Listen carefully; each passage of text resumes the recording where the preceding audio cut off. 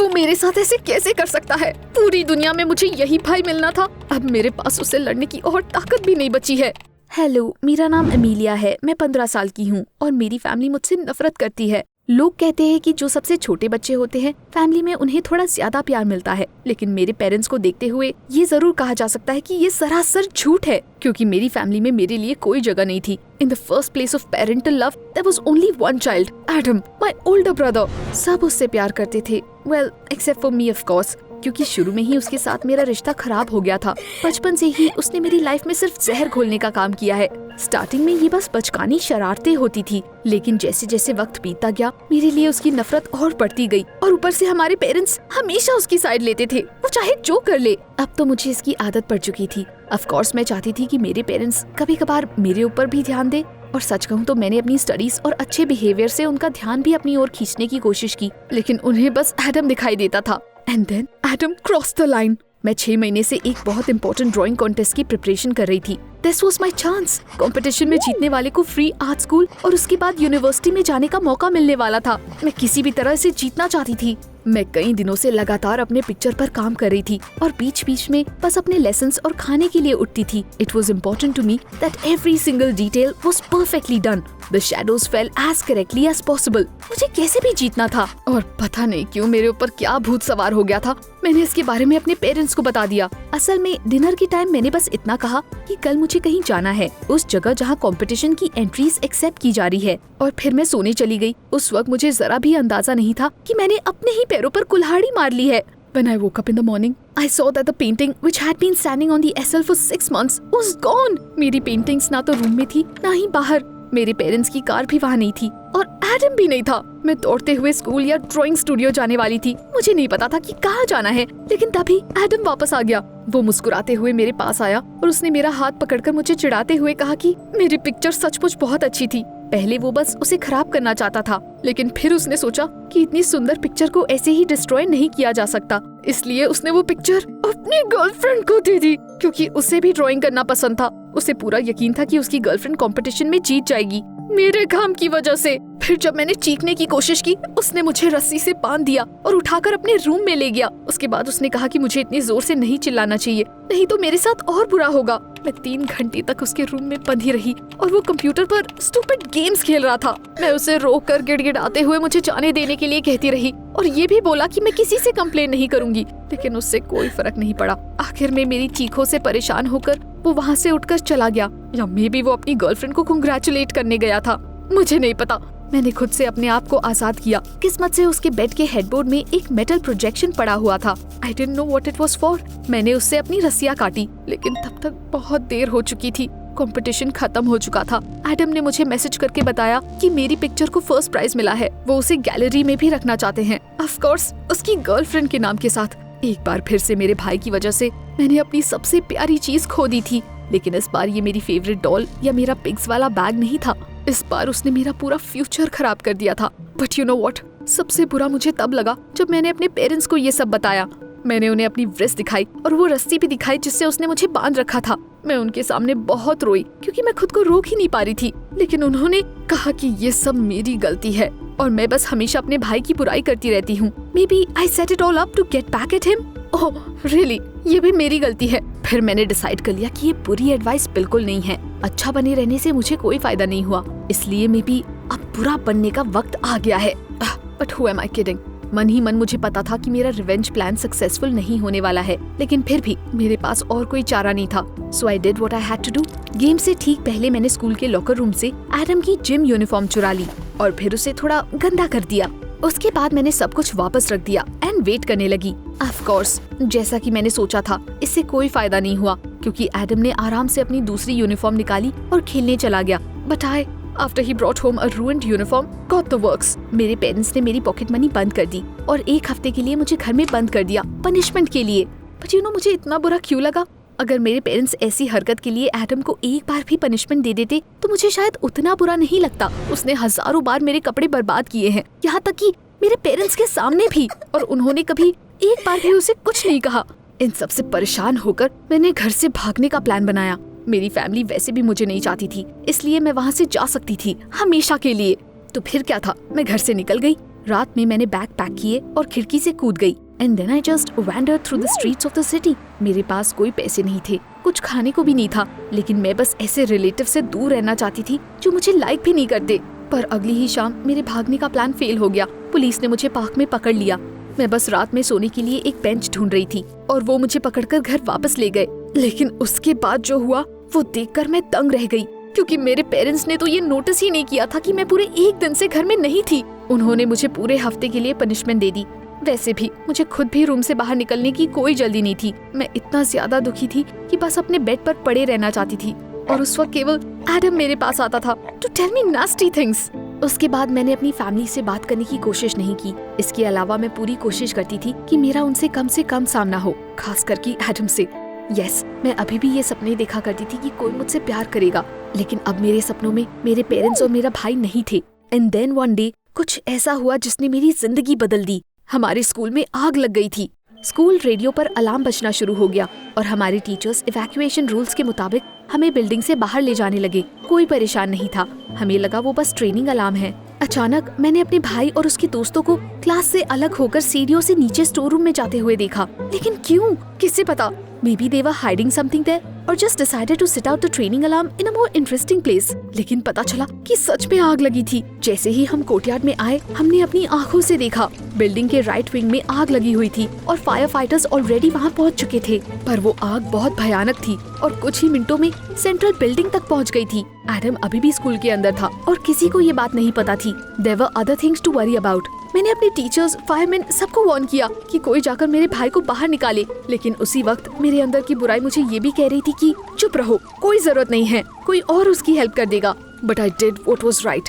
मैंने अपने पास खड़े हुए टीचर से चिल्लाकर कहा कि स्कूल में अभी भी कुछ बच्चे मौजूद हैं, और उसके बाद मैं खुद भागकर अंदर गई। हमारी किस्मत अच्छी थी कि एडम फर्स्ट फ्लोर पर था, क्योंकि वहाँ से भी साफ पता चल रहा था कि ऊपर के फ्लोर्स पर आग फैल चुकी है। हम सब बाहर निकल आए, हमें चोट भी नहीं आई, बस मेरी सांस फूल रही थी। मुझे इस बात की उम्मीद नहीं थी, लेकिन उस वक्त मैं पूरे स्कूल के लिए हीरो बन गई थी।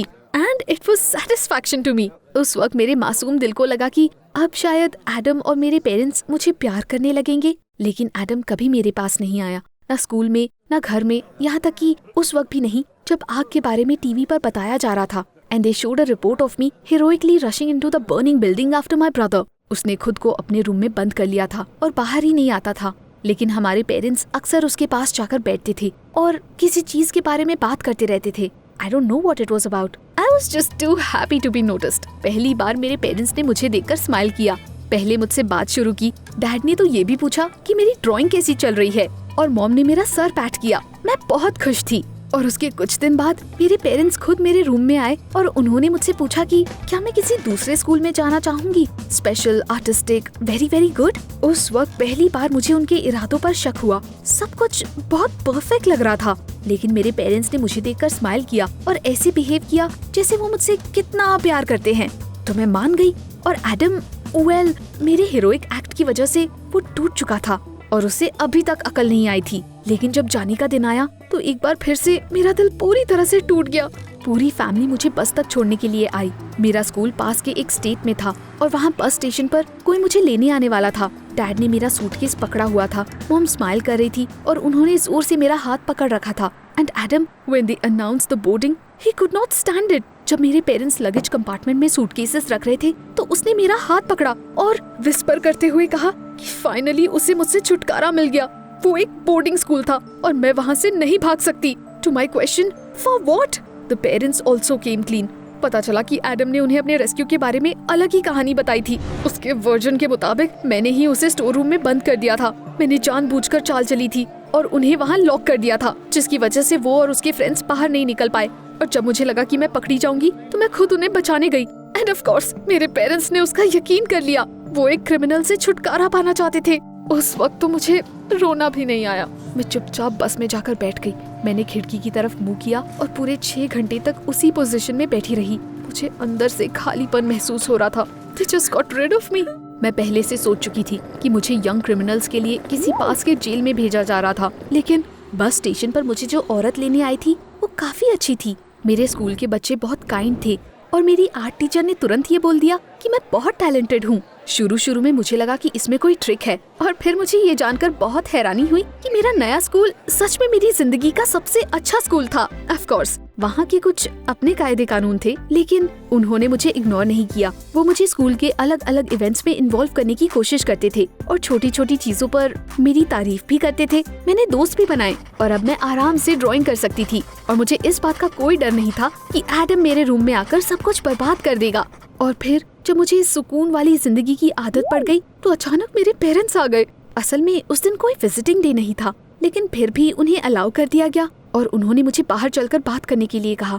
बट मैं ऐसा नहीं करना चाहती थी। मुझे डर था कि कहीं वो मुझे अपने साथ वापस न ले जाएं। I was waiting for new accusations, swearing and ignoring। लेकिन मेरे पेरेंट्स ने मुझसे माफी मांगी। वो सचमुच मेरी माफी चाहते थे। मेरी मॉम ने तो रोना भी शुरू कर दिया। उन्होंने बताया कि मेरे घर से जाने के बाद असली तमाशा शुरू हुआ। मेरे जाने के बाद एडम को जब लगा कि उसके पास बुली करने के लिए कोई नहीं है, तो उसने हमारे पेरेंट्स को बुली करना शुरू कर दिया और स्कूल में दूसरे बच्चों को परेशान करने लगा। For 6 months, my brother did such a thing that my parents simply couldn't stand it। उन्हें समझ आ चुका था कि वो उसके बारे में कितना गलत सोचते थे, एंड एक्चुअली मेरे बारे में भी। वो बस मुझसे दूसरा मौका चाहते थे और मैं उन्हें कैसे माफ ना करती। आखिरकार वो मेरे पेरेंट्स थे और चाहे जो हो जाए मैं उनसे प्यार तो करती ही थी। We made up, लेकिन मैंने घर वापस जाने से इनकार कर दिया और अब हम हर दिन फोन पर बातें करते हैं। मेरे पेरेंट्स अब मेरी सक्सेस में इंटरेस्ट लेते हैं और हाल ही में मेरी पेंटिंग्स के पहले एग्जीबिशन पर भी आए। मुझे नहीं पता कि आगे क्या होना है और मैं अपने भाई से कैसे बात करूंगी, लेकिन अब तक सब कुछ ठीक चल रहा है। मैं ऐसे लोगों के बीच हूँ जो मुझसे प्यार करते हैं और मुझे अप्रिशिएट करते हैं, और मेरे पेरेंट्स के साथ भी सब कुछ ठीक है। But about Adam, do you think he will ever be able to improve? और क्या मैं कभी उसे माफ कर पाऊंगी? कमेंट्स में बताएं।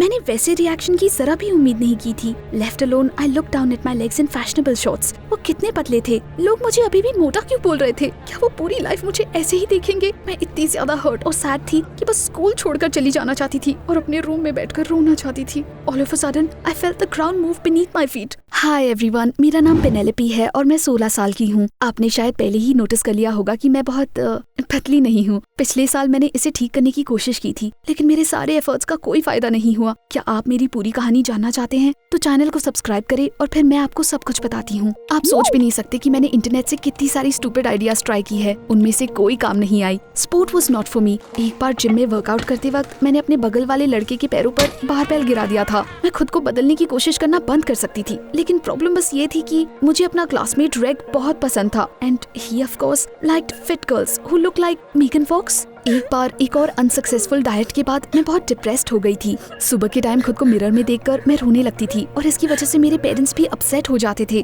Until something strange happened। एक दिन ब्रेकफास्ट के टाइम मेरी मॉम ने मेरे सामने पैनकेक्स का प्लेट रख दिया। क्रीमी डिलिशियस स्मेलिंग पैनकेक्स, वो भी ढेर सारे मेपल सिरप के साथ। मॉम, मैंने कंफ्यूज होकर कहा, आप जानती है मैं ये सब नहीं खा सकती। तुम्हारे डैड और मैंने एक सोल्यूशन ढूंढ लिया है। अब तुम स्लिम बन जाओगी, जैसा कि तुम हमेशा से चाहती थी। लेकिन कैसे? मैंने हैरानी से पूछा। However, my mom wasn't planning on revealing any secrets। बस अपना खाना खाओ और किसी चीज की फिक्र मत करो, सब ठीक हो जाएगा, I promise। वो इतनी श्योर लग रही थी कि मैं उनसे आर्ग्यू नहीं कर पाई। वैसे भी मैं अपने खाने पीने पर इतने सारे रिस्ट्रिक्शन से तंग आ गई थी, इसलिए मैंने शांति से अपना फेवरेट पैनकेक खाया और स्कूल चली गई। थोड़े दिन बाद सुबह उठने पर मैं हैरान रह गई। I felt like my body had deflated। मैं खुशी से उछलते हुए अपनी मॉम को हग करने के लिए किचन में गई। ऑफ कोर्स एक बार फिर मैंने ब्रेकफास्ट में ढेर सारे पैनकेक्स खाए। उस दिन मैं अपने चेंजेस को देखकर काफी हैरान थी, लेकिन कुछ हफ्ते बाद मैं अपने आप को मिरर में देखकर पहचान ही नहीं पा रही थी। I look slim and beautiful, just like those girls in the online communities where I found my diets।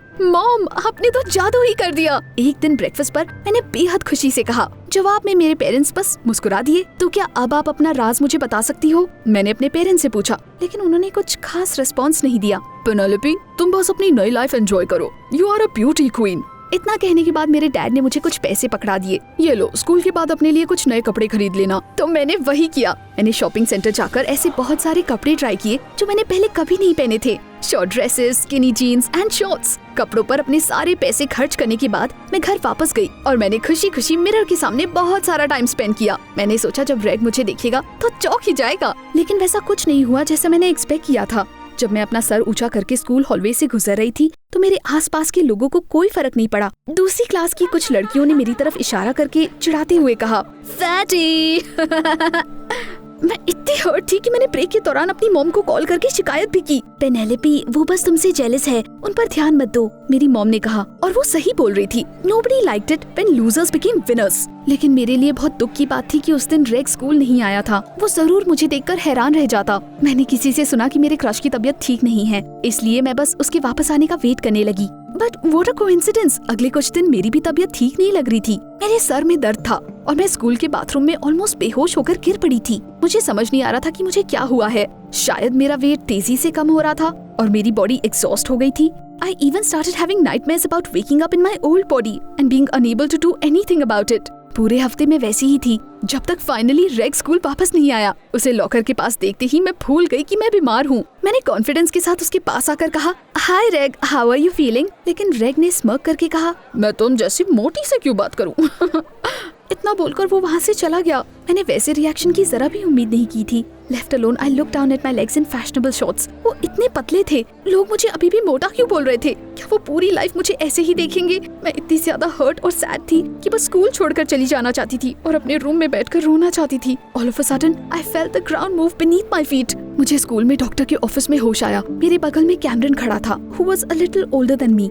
वो वहाँ क्या कर रहा था? जैसे ही मैंने इसके बारे में पूछने के लिए अपना मुंह खोला, डॉक्टर ने कहा, थैंक दिस यंग मैन। अगर ये ना होता तो जाने तुम्हारा क्या होता। उन्होंने बताया कि जब मैं हॉलवे में बेहोश होकर गिर पड़ी थी तो वो ही मुझे उठाकर यहाँ लाया था। बट मुझे क्या हुआ था? मैंने पूछा, लेकिन डॉक्टर ने मुझे दोबारा रोक दिया। तुम्हारे टीचर्स बता रहे थे कि काफी टाइम से तुम्हारी तबीयत ठीक नहीं चल रही थी। तुम्हें जल्द से जल्द हॉस्पिटल में एग्जामिन करवाना पड़ेगा, लेकिन सबसे पहले हमें तुम्हारी डाइट ठीक करनी होगी। मैं बिल्कुल शॉक थी। How had I managed to lose so much weight that I already needed to gain it back again? लेकिन मैं कुछ नहीं कर सकती थी। मैंने इंटरनेट पर एनोरेक्सिया के डेंजर्स के बारे में पढ़ रखा था, इसलिए अगले दिन मैं अपने रूम में पैनकेक्स और हाई कैलोरी वाली और ज्यादा चीजें खानी शुरू कर दी ताकि मेरा वेट जल्दी से वापस नॉर्मल हो जाए। मैं कैमरन से भी ऑलमोस्ट हर दिन बात करती थी। वो काफी इंटरेस्टिंग लड़का था। हम दोनों को जेंशन इम्पैक्ट खेलना और मार्वल मूवीज देखना बहुत पसंद था। एक दिन फाइनली कैमरन ने मुझे अपने साथ बाहर चलने के लिए पूछा। हम सिनेमा गए और उसने मेरा हाथ भी पकड़ा। उसके बाद हम सिटी पार्क में वॉक के लिए गए। हम ज्यादा दूर नहीं गए थे,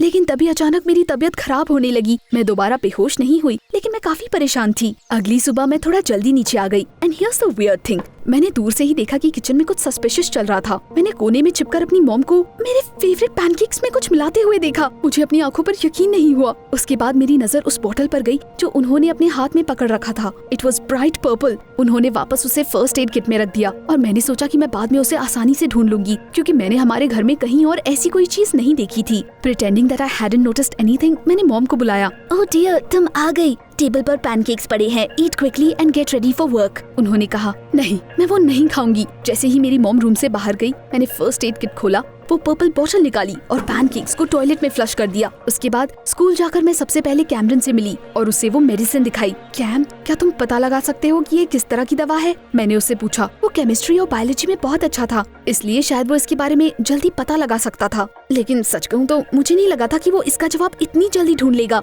अगले ब्रेक के दौरान कैमरन ने मुझे कोने में ले जाकर पूछा, Penny, did you drink that? Well yes, मैंने हिचकिचाते हुए जवाब दिया। वो घबराते हुए पर्पल बोतल को मेरे सामने शेक कर रहा था और चिंता की वजह से उसका चेहरा लाल हो गया था। तुमने ऐसा क्यों किया? मैंने पढ़ा है कि ये एक एक्सपेरिमेंटल ड्रग है जिसका दिमाग पर बहुत बुरा इफेक्ट पड़ता है। Those who take these pills stop seeing themselves as they really are and end up going crazy। उसकी बात सुनकर मैं सन रह गई। मुझे समझ नहीं आ रहा था कि मेरे साथ सचमुच कुछ ऐसा हो रहा है। यानी मेरे वेट में जरा भी कमी नहीं थी और आसपास के लोगों को ये दिखाई दे रहा था मेरी परफेक्ट बॉडी सिर्फ मेरे दिमाग में थी। इसलिए वो शॉप असिस्टेंट्स इतना खुसर फुसर कर रही थी। स्कूल की लड़कियां मुझे बुली कर रही थी और रेग ने मुझे मोटी कहा था। I felt so humiliated that I couldn't even bring myself to explain everything to Cameron। किस्मत से आखिरी क्लास होने वाली थी, इसलिए हम अलग अलग क्लासरूम्स में चले गए। After school, I immediately ran to tell my parents everything that I thought about what they had done। मैं अपने मॉम डैड पर बहुत चिल्लाई और फूट फूट कर रोने लगी। आपको सच में लगा कि मुझे इससे हेल्प मिलेगी? मेरे पेरेंट्स ने दुखी होकर कहा कि वो बस मेरा भला चाहते थे and that they had believed in the false advertisement।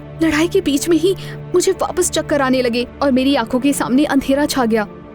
जब मुझे होश आया तो मैं असली हॉस्पिटल बेड पर थी। मुझे नहीं पता कि उस वक्त मुझे किस चीज का ज्यादा डर था, सीइंग माय ब्यूटीफुल इल्यूजन और माय रियल बॉडी अगेन। लेकिन जब मैंने खुद को देखा तो सब कुछ समझ आ गया। मैं दोबारा मोटी थी, पहले से भी कहीं ज्यादा। मेरे पेरेंट्स बगल में खड़े थे। पेनी, वी आर सो सॉरी, हम तुम्हें हर्ट नहीं करना चाहते थे, मेरी मॉम ने रोते हुए कहा। लेकिन अब मुझे उन पर गुस्सा नहीं आ रहा था, बस इस बात की खुशी थी कि मैं पूरी तरह से पागल नहीं हुई। इसलिए मैंने उनसे कहा, इट्स फाइन, आफ्टर ऑल मुझे भी तो यही लगता था कि उन स्टूपिड डाइट से कोई फायदा होगा, and half of them were just as dangerous as these pills. हमने थोड़ी देर बात की और फिर उन्होंने बताया कि बाहर मुझसे कोई मिलने आया है। जब वो बाहर गए तो कैमरन अंदर आया। एक तरफ मैं उसे देखकर काफी खुश थी, वहीं दूसरी तरफ ब्लैंकेट के अंदर छिप जाना चाहती थी। Cam, don't look at me, I am ugly again, मैंने दुखी मन से कहा। लेकिन मेरी बात सुनकर वो मुस्कुरा दिया और कहा, जब मैं तुमसे मिला था तब भी तुम ऐसी ही थी और मुझे तुम ऐसी ही पसंद हो। उसके बाद उसने पीछे से मुझे फ्लावर्स निकाल कर दिए। तब जाकर मुझे पता चला कि अगर आपकी फीलिंग्स असली है तो आपको अलग इंसान बनने की जरूरत नहीं होती। Cameron and I are together now, we play a lot, go to the movies and for walks. वैसे जब से मैंने चलना शुरू किया है मेरा वेट भी थोड़ा कम हुआ है और मैं खुद को ज्यादा पसंद करती हूँ। हमने उस कंपनी के खिलाफ शिकायत दर्ज की थी जो वो पिल्स बनाती थी, एंड यू नो व्हाट, अब वो बंद हो गई है। It turned out that a lot of people had suffered from that drug. नीचे कमेंट्स में मुझे बताएं, क्या आप भी कभी वेट लॉस के लिए फेक प्रोडक्ट्स के झांसे में आए हैं? I would really like to read about it. मेरे सपने टूट चुके हैं, हमारे साथ ऐसा क्यों हुआ? मैं बेड पर लेटकर सिसक रही थी। दीवार की दूसरी ओर एक और लड़की रो रही थी, माय न्यू बॉर्न सिस्टर। अब जिंदगी मुश्किल होने वाली थी। मैं उसके दुनिया में आने का कितना बेसब्री से इंतजार कर रही थी। I wanted to braid her hair and gossip about boys, hope that we would borrow each others cosmetics and go shopping together. लेकिन अब शायद ऐसा कुछ नहीं होगा। हाय, मेरा नाम एमा है और मैं 17 साल की हूँ। मेरे डैड डाउनटाउन डेलिस के एक बर्गर शॉप में कैशियर का काम करते हैं। मेरी मॉम एक हाउसवाइफ है। हमारी फैमिली बिल्कुल ऑर्डिनरी है। वेल, इसे छोड़कर आई वॉन द जेनेटिक लॉटरी, जिसे देखकर मेरी मॉम हैरान हो गई थी। मुझे ऐसे बाल कहाँ से मिले? इतने खूबसूरत बालों की वजह से उन्होंने मुझे उन्हें ना काटने की इजाजत दे दी। इसलिए मैंने कभी अपने बाल नहीं कटवाए। जब मैं 15 साल की थी तभी ये फ्लोर तक पहुँच गए थे। Look at how lovely it was. मुझे अपने बालों पर प्राउड फील होता था और कुछ लोग इसे देखकर जलते भी थे। मुझे अक्सर रपुंज़ल बुलाया जाता था। वेल, ये बिल्कुल बकवास बात थी, नहीं? क्योंकि मैं कभी किसी लड़के को अपने बाल पकड़कर चढ़ने नहीं दे सकती थी। मैं लगभग कभी अपने बालों को टाई नहीं करती थी। इसलिए एक दिन हमेशा की तरह मैं अपने खुले बालों के साथ ब्रेकफास्ट करने के लिए नीचे आई और टेबल पर मेरी मॉम ने मुझे खुशखबरी दी, You're going to have a little sister soon, honey। ये सुनकर मैं खुशी से उछल पड़ी। मेरे दिमाग में हजारों तरह के आइडियाज आने लगे। मैंने अपने दोस्तों को अपने छोटे भाई बहनों के साथ देखा था। वो उन्हें चलाना सिखाते थे, बोलना सिखाते थे और उन्हें खुद तैयार भी करते थे। मैं भी हमेशा ऐसा करना चाहती थी और अब तो मेरा ये सपना सच होने वाला था। मैं अपनी बहन के साथ बहुत सारी कूल फोटो शेयर करने वाली थी और अगर उसके बाल भी मेरी तरह हुए तो फिर तो हम इंस्टाग्राम पर धूम मचा देंगे। स्कूल में मैंने ये न्यूज अपने सारे दोस्तों को दी। वो भी बहुत खुश हुए। पूरे दिन मेरे चेहरे पर स्माइल थी, लेकिन पता नहीं क्यों हमेशा कुछ ना कुछ गलत हो जाता है। स्कूल के कॉरिडोर में मैं अचानक अपने बालों पर चढ़ गई और सीढ़ियों से लुढ़क कर नीचे गिर गई। मेरे सर पर जोर से चोट आई। How humiliating. लेकिन ये इम्पोर्टेंट नहीं था। मैं तुरंत उछलकर खड़ी हो गई और फौरन अपने बालों को देखा। Few, it was fine. अगर मेरी वजह से उन्हें कुछ हो जाता तो मैं खुद को कभी माफ नहीं कर पाती। मैंने अपने लंच से थोड़े से पैसे बचाए थे और अपनी बहन के लिए एक रोज पिंक ड्रेस लेना चाहती थी। वो जल्दी ही दुनिया में आने वाली थी। जब वो थोड़ी बड़ी होने के बाद उसे पहनकर अपने पहले कदम बढ़ाती तो सब कहते, कितनी प्यारी बच्ची है, बिल्कुल राजकुमारी जैसी। गिफ्ट खरीदने के बाद मैं खिड़की में अपना रिफ्लेक्शन निहारने लगी, लेकिन तभी एक बुढ़ी औरत ने मेरे पास आकर कहा, बेटी, तुम अपने बालों से लोगों की जिंदगियां बचा सकती हो। ऐसे बालों के लिए अच्छे पैसे मिलेंगे। मैं हंस पड़ी। किसने बोला मैं अपने बाल बेचना चाहती हूँ? जल्दी ही मैं अपने बालों की वजह से असली सेलिब्रिटी बनने वाली थी। उस वक्त मैं ये सोच भी नहीं सकती थी कि आगे चलकर ऐसा सचमुच होने वाला है। अगले दिन मेरे पास एक अननोन नंबर की कॉल आई। एक आदमी ने खुद को मशहूर ब्यूटी ब्रांड का मार्केटर बताया। उसने कहा कि उसने इंस्टाग्राम पर मेरे बालों की फोटोज देखी है and can you imagine, he offered to make me the face of their company's new line of shampoos. मुझे यकीन नहीं हो रहा था कि ऐसा सचमुच हो रहा है। आफ्टर ऑल मैं तो बस एक मामूली सी टीनेजर थी, लेकिन उस कंपनी ने मुझे फोटोशूट के लिए बहुत बड़ा अमाउंट ऑफर किया, $500। मेरे पेरेंट्स इसके लिए मान गए और अगले ही दिन मैं अपने पहले फोटोशूट के लिए पहुंच गई। मेकअप आर्टिस्ट ने मेरा शानदार सा मेकअप किया और वार्डरोब असिस्टेंट्स ने मेरे लिए एक शानदार सी ड्रेस भी चुनी और फिर ऑपरेटर ने लाइट्स इतने अच्छे से सेटअप किए कि मेरे बाल क्रिसमस ट्री की तरह चमक रहे थे। वहाँ पर सारे लोग मेरी तारीफों के पुल बांध रहे थे। उससे पहले मैं कभी इतना खुश नहीं हुई थी। मुझे अपना पर्पस मिल गया था, स्माइल करना और लोगों को अपनी खूबसूरती से खुश करना। 6 महीने ऐसे ही हंसी खुशी गुजर गए। मुझे ज्यादा कुछ नहीं करना पड़ता था, लेकिन उन्होंने पैसों के बारे में कोई झूठ नहीं बोला था। कुछ शूट्स के बाद ही मैं रिच फील करने लगी। मैं अपने कमाए हुए पैसे अपने पेरेंट्स को दे देती थी। एंड ऑफ कोर्स मैं अपनी छोटी बहन के बारे में कभी नहीं भूलती थी। वो पैदा होने वाली थी। मैंने और मेरी मॉम ने उसके लिए चिल्ड्रन स्टोर से सबसे अच्छी चीजें खरीदी थी। A stroller, a crib, a bath, diapers. हमारी नई फैमिली मेंबर के स्वागत की तैयारी ऑलमोस्ट पूरी हो चुकी थी। All we needed was a rattle. उस दिन मैं वही खरीदने गई थी। बस स्टॉप पर वेट करते वक्त जैसे ही मैंने अपना सर ऊपर किया, मैं हैरानी से चीख पड़ी। एक बड़े से बैनर पर मेरी फोटो लगी हुई थी। मैंने अपने हाथ में शैम्पू की एक बोतल पकड़ रखी थी और वहाँ से गुजरने वाले लोग मेरी तरफ देख के प्यार से स्माइल कर रहे थे। I was overwhelmed with pride for my efforts. मैं बहुत मेहनत से अपने बालों की केयर करती थी, लेकिन उसके बाद जो मैंने देखा उससे मेरा पूरा मूड ही खराब हो गया। There was a small nondescript notice hanging at the top of the bus stop. हम बालों के अच्छे पैसे देंगे, सारे पैसे स्पेशल बच्चों की मदद के लिए जाएंगे। उस कागज के टुकड़े को देखकर मुझे बहुत गुस्सा आया। और तो और उन्होंने मेरी फोटो के बगल में उसे लटका रखा था, मानो मेरा मजाक उड़ा रहे हो। तभी बस आ गई। उसमें इतने सारे लोग भरे हुए थे कि मैं किसी तरह अंदर जा पाई, लेकिन बस में एक नया चैलेंज मेरा इंतजार कर रहा था। लगभग 10 साल का एक लड़का कुछ बड़बड़ा रहा था और मेरे बाल खींच रहा था। मैंने उसे ऐसा ना करने के लिए कहा, लेकिन ऐसा लग रहा था जैसे उसे मेरी बात सुनाई ही नहीं दे रही। उसने इसे और ज्यादा जोर से खींचना शुरू किया और आखिर में मैं बर्दाश्त नहीं कर पाई।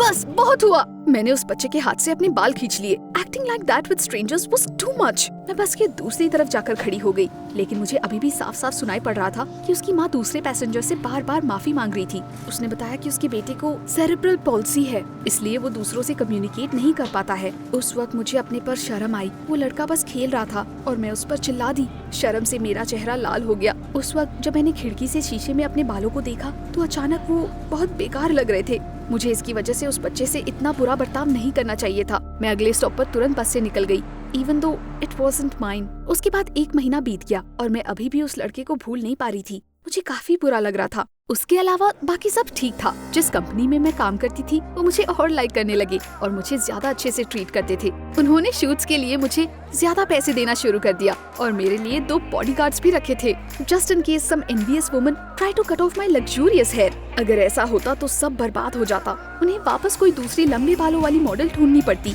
और वो बहुत मुश्किल होता। एटलीस्ट जब तक मेरी छोटी बहन बड़ी ना हो जाती। बड़ी होने के बाद वो मेरी जगह ले सकती थी। वो गार्ड्स हमेशा मेरे साथ रहते थे, यहाँ तक कि स्कूल ब्रेक्स के टाइम भी। लेकिन मेरे फ्रेंड्स को ये अच्छा नहीं लगता था और उन्होंने मेरे साथ हैंग आउट करना ऑलमोस्ट बंद ही कर दिया था। आप सोच भी नहीं सकते कि मुझे कितना अकेलापन फील होता था, लेकिन मैं उन्हें समझ सकती थी। मुझे सेलिब्रिटी होने की कीमत चुकानी पड़ रही थी। After all I was very close to becoming one. जल्दी ही कई शहरों और दूसरे स्टेट्स में मेरे पोस्टर्स दिखाई देने लगे और उसके बाद कंपनी इंटरनेशनल मार्केट में भी घुसने की प्लानिंग कर रही थी। तब तो सड़क पर चलने वाले लोग भी मुझे पहचानने लगते, लेकिन अभी तो बस मेरे साथ पढ़ने वाले लोग मुझे पहचानते थे। एक लड़का तो मेरे साथ सेल्फी भी लेना चाहता था। मैं तैयार हो गई। उसके तुरंत बाद मेरा फोन बजा और मेरे डैड ने मुझे खुशखबरी सुनाई। I finally had a little sister. जब मेरे पेरेंट्स उसे घर लेकर आए तो मैं खुशी से रो पड़ी। वो इतनी प्यारी थी। Long eyelashes, huge blue eyes, Cupid बो लिप्स। मैं ये इमेजिन कर सकती थी कि 15 साल बाद कितने लड़के उसके प्यार में पागल होने वाले थे। हमने उसका नाम क्लोई रखा। मैंने वो नाम सोचा था जिसका मतलब होता है ब्लूमिंग। मुझे अपनी बहन के साथ टाइम स्पेंड करना इतना ज्यादा पसंद था कि मैंने अपने शूट्स पर जाना बंद ही कर दिया। मुझे कई बार उनके ऑफर्स मना भी करने पड़े। मैंने अपने बालों की केयर करनी भी बंद कर दी थी और उन्हें जूड़े में रखना शुरू कर दिया, क्योंकि बेबी का ख्याल रखते वक्त मुझे उनकी वजह से काफी मुश्किल होती थी। लेकिन 3 महीने बाद भी क्लोई में कोई चेंज नहीं आया। She did not babble like the other babies, couldn't hold her head up, smile or turn over। वो बस रोती रहती थी। जब मेरे फ्रेंड्स मुझसे मिलने आए तो वो भी हैरान रह गए। 3 महीने में तो उनके भाई बहनों ने हंसना शुरू कर दिया था। चौथे महीने में भी कुछ नहीं बदला। Chloe helplessly threw up her hands, ignored the rattles and it seemed even her speech। आखिर में जब मुझसे सहन नहीं हुआ तो मैंने अपनी मॉम से पूछा, इसे क्या प्रॉब्लम है? ये अजीब है। मेरी बात सुनकर मॉम का चेहरा सफेद पड़ गया। उन्होंने मुझे बैठने के लिए कहा और प्यार से मेरा हाथ पकड़ा। उसके बाद उन्होंने जो कहा उसने मेरी जिंदगी पूरी तरह से बदल दी। मॉम ने बताया कि वो थोड़े टाइम पहले क्लोई के साथ डॉक्टर के पास गई थी। मेरी छोटी बहन के पैदा होने के बाद से वो उसका डेवलपमेंट मॉनिटर कर रहे थे और अब उन्हें पूरी तरह से क्लियर हो चुका था कि उसे सेरेब्रल पॉल्सी है। ये एक सीरियस डिसऑर्डर है जो ब्रेन के कुछ हिस्से ठीक से डेवलप ना होने की वजह से होता है। People who have it can't move normally, talk, sometimes even think and perceive the world. उनकी बात सुनकर मुझे लगा मैं बेहोश ही हो जाऊंगी। मेरी मॉम ने मेरा हाथ जोर से पकड़ लिया। उन्होंने बताया कि क्लोई पूरी जिंदगी वैसे ही रहेगी। नर्वस सिस्टम का डैमेज पूरी तरह से ठीक नहीं किया जा सकता, लेकिन हम उसकी मदद कर सकते हैं। उसके आसपास हमेशा स्पेशल लोग होने चाहिए, बस उसकी फैमिली ही नहीं बल्कि न्यूरोलॉजिस्ट, साइकियाट्रिस्ट, कोऑर्डिनेटर, पीडियाट्रिशियन और दूसरे डॉक्टर्स भी। They would work with the baby so that in the future she could live almost without any restrictions. लेकिन रिहैबिलिटेशन बहुत एक्सपेंसिव था और हमारे पास ज्यादा पैसे भी नहीं थे। मेरे डैड ऑलरेडी 2 शिफ्ट्स में काम करने लगे और मॉम वो हर वक्त क्लोई के साथ रहती थी। मैं पूरे दिन रोती रही। आप सोच भी नहीं सकती कि मैं कितना दुखी थी। मुझे बार बार बस उस लड़के की याद आ रही थी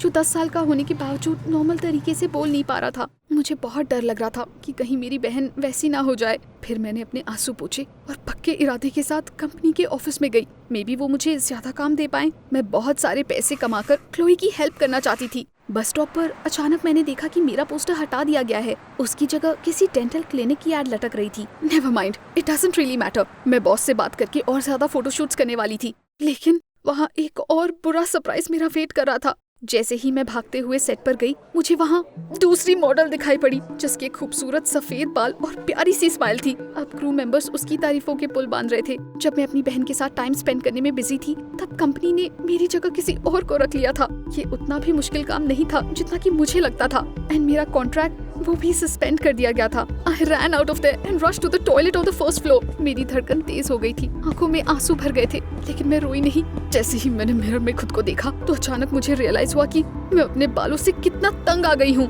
पता है फिर मैंने क्या किया? मैंने अपने स्कूल बैग से एक कैंची निकाली और अपने सारे बाल काट दिए। मुझे जरा सा भी डाउट या दुख नहीं हुआ। ऐसा लगा जैसे मेरे बालों के साथ साथ मेरे अंदर का सारा डर भी चला गया है। मुझे समझ आ चुका था कि मुझे वो करना ही था और दूसरों को भी उसकी जरूरत थी। मेरी मॉम ने बाल बेचने में मेरी हेल्प की। उसके लिए हमें अच्छे पैसे मिले जो क्लोई के रिहैबिलिटेशन के लिए काफी थे। एक्सरसाइजेस की वजह से शुरुआती नतीजे दिखाई देने लगे थे। अब मेरी बहन अपना सर ऊपर रख पाती थी। उसने बड़बड़ाना शुरू कर दिया था और उसे खिलौने अच्छे लगने लगे थे। और जरा सोचिए, कुछ हफ्ते बाद ही उसने पहली बार मुझे देखकर स्माइल की। वो पल मैं कभी नहीं भूल सकती। मैं जानती हूँ कि क्लोई हमेशा स्पेशल रहेगी, लेकिन वो खुशकिस्मत है कि उसके पास हम हैं। हम वो सब कुछ करेंगे जिससे वो अपनी जिंदगी एंजॉय कर सके। मैं चाहती हूँ उसके जैसे ज्यादा से ज्यादा लोग जिंदगी में आगे बढ़े, अपनी मॉम को देखकर स्माइल करे, दोस्त बनाए और हो सके तो फ्यूचर में फैमिली भी। इसलिए मैंने अपनी लाइफ का शायद सबसे इम्पोर्टेंट डिसीजन लिया है।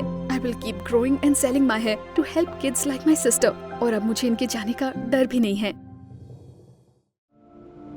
ओह डियर, मुझे अपनी पूरी लाइफ में कभी इतना डर नहीं लगा। मैंने कांपते हुए हाथों से अपनी बास्केटबॉल यूनिफॉर्म पहनी। मेरा दिल जोर जोर से धड़क रहा था। I have never worn such open clothes before. I have hidden from everyone successfully for so long. लेकिन अब पूरा स्कूल मेरा राज जान जाएगा। हाय, मेरा नाम टेरेसा है और मैं 16 साल की हूँ। मैं पिछले कई सालों से अपने आसपास के लोगों से एक छोटा सा राज छिपा रही हूँ। सच कहूँ तो ये बहुत बड़ा राज है, मेरे जायंट हिप्स का size. I was very complex about them. मैं सिर्फ ढीले ढाले कपड़े पहनती थी और स्कूल में केवल तभी कपड़े बदलती थी जब मेरे आसपास कोई नहीं होता था। पूरा स्कूल विंटर बॉल की तैयारियों में जुटा था और मैं कोई एक्सेप्शन नहीं थी। एक दिन मैं अपनी मॉम और अपनी छोटी बहन के साथ अपने लिए एक अच्छी सी ड्रेस लेने गई। रोज के बीच टहलते हुए अचानक मुझे एक ड्रेस दिखाई दी। ऐसा लग रहा था कि वो ड्रेस मुझे अपनी ओर खींचे जा रही है। मैंने फौरन उसे लिया और फिटिंग रूम में चली गई और उसे पहनते ही मुझे रियलाइज हुआ कि वो मेरे लिए परफेक्ट थी। But it hugged my hips tightly. पर उस वक्त मुझे ऐसा लगा कि इसमें कोई बुराई नहीं है, क्योंकि वो ड्रेस बहुत प्यारी थी। जब मेरी बहन पास आई तो मैं और ज्यादा खुश हो गई, क्योंकि उसने तुरंत चिल्लाते हुए कहा, How beautiful! और तभी वहाँ मेरी मॉम आ गई और उन्होंने सब बर्बाद कर दिया। उन्होंने कहा, इसकी फिटिंग कितनी खराब है, तुम्हें दिखाई नहीं देता? हमारी फैमिली में सबके हिप्स बहुत बड़े हैं, उन्हें छुपा कर रखना चाहिए। ओह हाँ, मैं तो आपको बताना भूल ही गई। Wide hips are a family thing. मेरी मॉम भी बैगी कपड़े पहनती है और यहाँ तक कि मेरी छोटी बहन भी, जबकि वो सिर्फ 13 साल की है और अभी से उसे बड़े हिप्स की वजह से एम्बैरेसमेंट होनी शुरू हो गई है। मैंने अपनी मॉम को समझाने की कोशिश की, लेकिन कोई फायदा नहीं हुआ। उन्होंने बस मुझे क्रिटिसाइज किया और कहा कि मेरी ड्रेस बिल्कुल बेकार है और फिर वो अपने से मेरे लिए कोई ड्रेस लेने चली गई। मैं अपनी ड्रेस नहीं उतारना चाहती थी, इसलिए मैं तुरंत फिटिंग रूम में नहीं गई। मैं मिरर के सामने उस ड्रेस में अपने आखिरी कुछ सेकंड्स एंजॉय कर रही थी, लेकिन तभी अचानक ओह, Is that Trevor? मिरर में मुझे अपने एक क्लासमेट का रिफ्लेक्शन दिखाई दिया जो मुझे बड़े ध्यान से देख रहा था। Not realizing what the catch was, I got scared and hid in the fitting room. उस दिन ट्रेवर मुझे दोबारा दिखाई नहीं दिया। मेरी मॉम ने मेरे लिए एक ड्रेस चुनी जो मुझे बिल्कुल भी पसंद नहीं थी, लेकिन एक अच्छी बात ये थी कि उसमें मेरे हिप्स बिल्कुल पता ही नहीं चल रहे थे। However, even this dress could not spoil the anticipation before the ball. मैं डांस का वेट कर रही थी और मुझे उम्मीद थी कि कोई ना कोई लड़का मुझे जरूर इनवाइट करेगा। मैं अभी भी ट्रेवर को अपने दिमाग से निकाल नहीं पा रही थी। क्या वो सच में मुझे लाइक करता था? लेकिन मेरे इंतजार करने का कोई फायदा नहीं हुआ। मुझे याद है मैं अपने दोस्तों के साथ खड़ी थी और सभी बहुत खूबसूरत लग रही थी। एक के बाद एक लड़कों ने आकर मेरी सारी फ्रेंड्स को डांस के लिए इनवाइट कर लिया, लेकिन ऐसा लग रहा था कि मैं किसी को दिखाई ही नहीं दे रही थी, जैसे मैं कोई इनविजिबल इंसान हूँ। तभी ट्रेवर वहाँ आया। उसे देखते ही मेरा दिल खुशी से उछल पड़ा, लेकिन मुझे देखते ही उसने अपना मुंह सिकुड़ लिया और पलटकर वहाँ से चला गया। उस रात किसी ने मुझे अपने साथ डांस के लिए नहीं पूछा। इस बात से मैं काफी अपसेट थी। घर आने के बाद मैं फूट फूट कर रो पड़ी। Graduation was due in 6 months and now I wasn't sure I even wanted to go there. कोई मुझे इनवाइट नहीं करेगा और मैं लूजर की तरह वहाँ अकेले नहीं जाना चाहती थी। मैं तो ठीक से दुखी भी नहीं हो पाई क्योंकि एक इम्पोर्टेंट इवेंट आने वाला था, a basketball game with a neighbouring school, जिसमें मेरी बेस्ट फ्रेंड केट पार्टिसिपेट कर रही थी। भले ही मैं टीम का हिस्सा नहीं थी, लेकिन फिर भी मैंने बहुत तैयारी की थी। आई इन्वेंटेड चैंट्स, ड्रू पोस्टर्स। मैं केट का हौसला बढ़ाना चाहती थी क्योंकि मैं उसके हर ट्रेनिंग सेशन में जाती थी और पूरी टीम की लड़कियां मेरी फ्रेंड्स थी। गेम वाले दिन स्कूल आने के बाद लड़कियां कपड़े बदलकर वार्म अप करने लग गई, लेकिन I don't know why Kate अभी तक वहाँ नहीं पहुँची थी। 5 minutes past 10, there was less and less time left before the match. सब लोग बहुत परेशान हो रहे थे और तभी अचानक केट की कॉल आ गई। सीढ़ियों से नीचे आते वक्त केट के पैरों में मोच आ गई और अब वो नहीं खेल सकती थी। सब लोग बहुत दुखी हो गए थे क्योंकि उस वक्त टीम में कोई रिजर्व खिलाड़ी भी नहीं था और केट के बिना टीम को कोर्ट में अलाउ भी नहीं किया जाता। There was an excited hum in the stands. Everyone was worried. और तभी उनमें से एक लड़की ने एक आइडिया दिया। केट की जगह टेरेसा हमारे साथ खेल सकती है। तुम हमारे हर ट्रेनिंग सेशन में रही हो, तुम्हें पता है क्या करना है। एटलीस्ट ये डिस्क्वालिफाइड होने से तो बेटर ही है। Oh no, not that. Tights के बारे में सोचने से ही मेरा दिल बैठा जा रहा था, इसलिए मैंने उन्हें मना करने की कोशिश की, लेकिन वो मुझे मनाने लगी और आखिर में मैं उन्हें ना नहीं कर पाई। मैंने कांपते हुए हाथों से अपना यूनिफॉर्म पहना। जिंदगी में पहली बार मैं इतनी नर्वस थी। आखिर में जैसे ही मैं पलटी, मुझे रियलाइज हुआ कि लॉकर रूम में सारी लड़कियां मुझे हैरानी से मुंह फाड़ कर देख रही हैं। मुझे कुछ समझ नहीं आया कि उनके दिमाग में क्या चल रहा है। हमें जल्दी से कोर्ट पहुंचना था। गेम शुरू हो गया और पता है, हैरानी की बात तो ये है कि मैंने बहुत बढ़िया खेला। मुझे हमेशा से बास्केटबॉल बहुत पसंद था, इसलिए शाम को बैकयार्ड में मैं प्रैक्टिस करती थी। अगर मैं अपने फिगर को लेकर इतनी कॉन्शियस ना होती तो मैं टीम में जाने की बहुत कोशिश करती, लेकिन उस वक्त मैं ये सब कुछ भूल चुकी थी, यहाँ तक कि अपने हिप्स के बारे में भी। मैं तो बहुत अरसे से रियल बास्केटबॉल खेलने के सपने देख रही थी और अब फाइनली मेरा वो सपना सच हो गया था।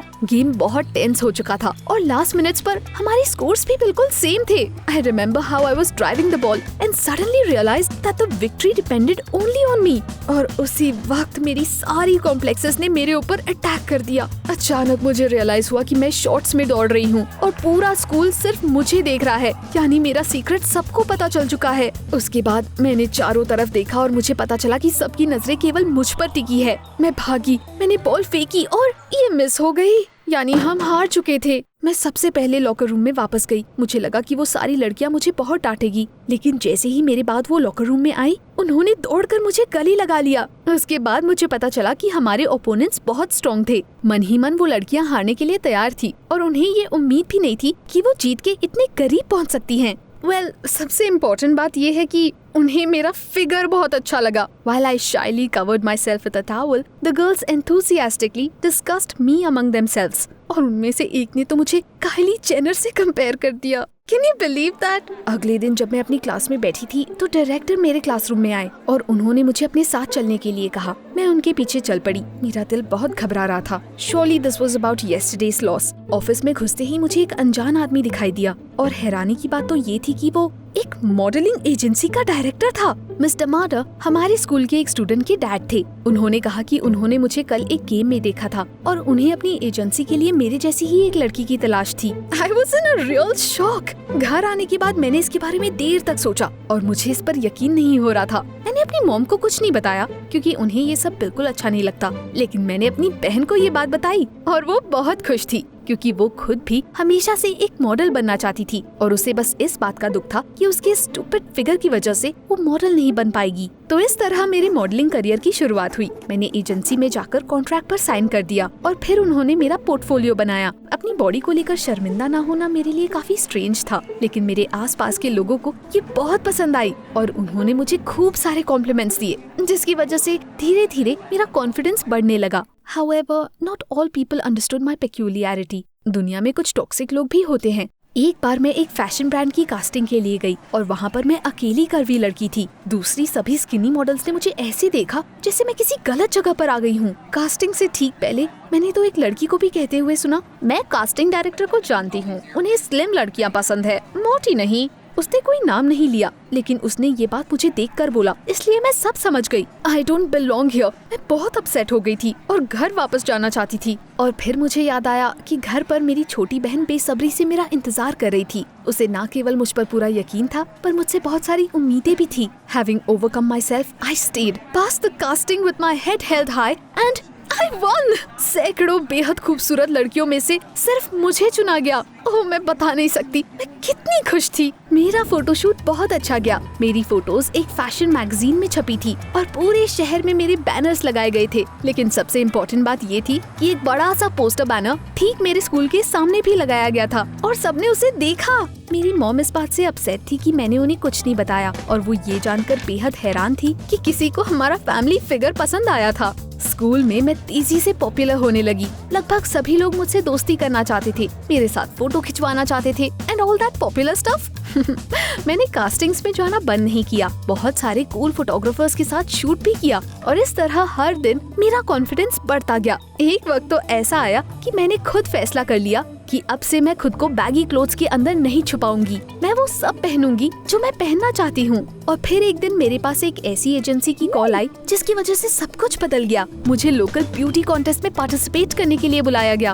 ऑफ कोर्स मैंने इसके लिए हाँ कर दी। मैंने तुरंत तैयारी शुरू कर दी और इंतजार करने लगी। But the competition was not what I expected at all. एक बार फिर से सैकड़ों दुबली पतली और खूबसूरत लड़कियों के बीच मैं अकेली थी। They gave me the same weird look. उन सभी मॉडल्स के सामने मेरा कॉन्फिडेंस खोता जा रहा था और मेरी सारी पुरानी अचीवमेंट्स मुझे बेकार लगने लगी। I walked behind the curtains, not understanding whether it was worth participating at all. शायद मुझे घर वापस चले जाना चाहिए। मैं यहाँ क्यों आई? मैं वापस अपने कपड़ों के पास आ गई और स्टेज पर जाने से पहले अपने हाई हील शूज पहनने लगी और तभी मुझे उसके अंदर एक कांच का टुकड़ा दिखाई दिया।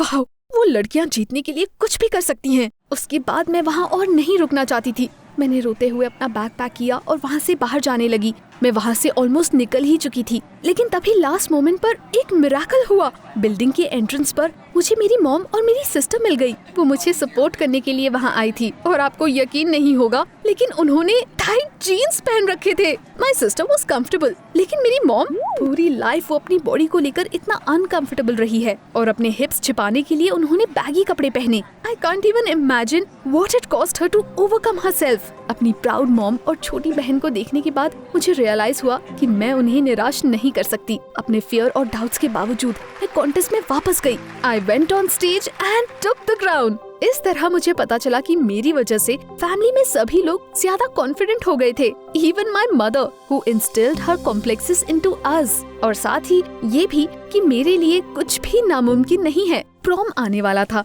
अब अपने कमाए हुए पैसों से मैं वो ड्रेस खरीद सकती थी जो मुझे 6 महीने पहले पसंद आई थी। And I looked absolutely charming in it. कुछ महीनों पहले तक मैं बेकार में इस बात को सोच कर परेशान हो जा रही थी कि मुझे बॉल में इनवाइट नहीं करेगा कोई, क्योंकि अब मुझे चारों तरफ से इनविटेशंस मिल रहे थे। Imagine, even Trevor showed up. लेकिन मैंने सारे लड़कों को मना कर दिया। उन्होंने मेरे बैगी क्लोथ्स में मुझे पसंद नहीं किया, तो अब जब मैं इतनी कूल लगने लगी हूँ तो वो मुझे डिजर्व करते हैं क्या? नहीं ना?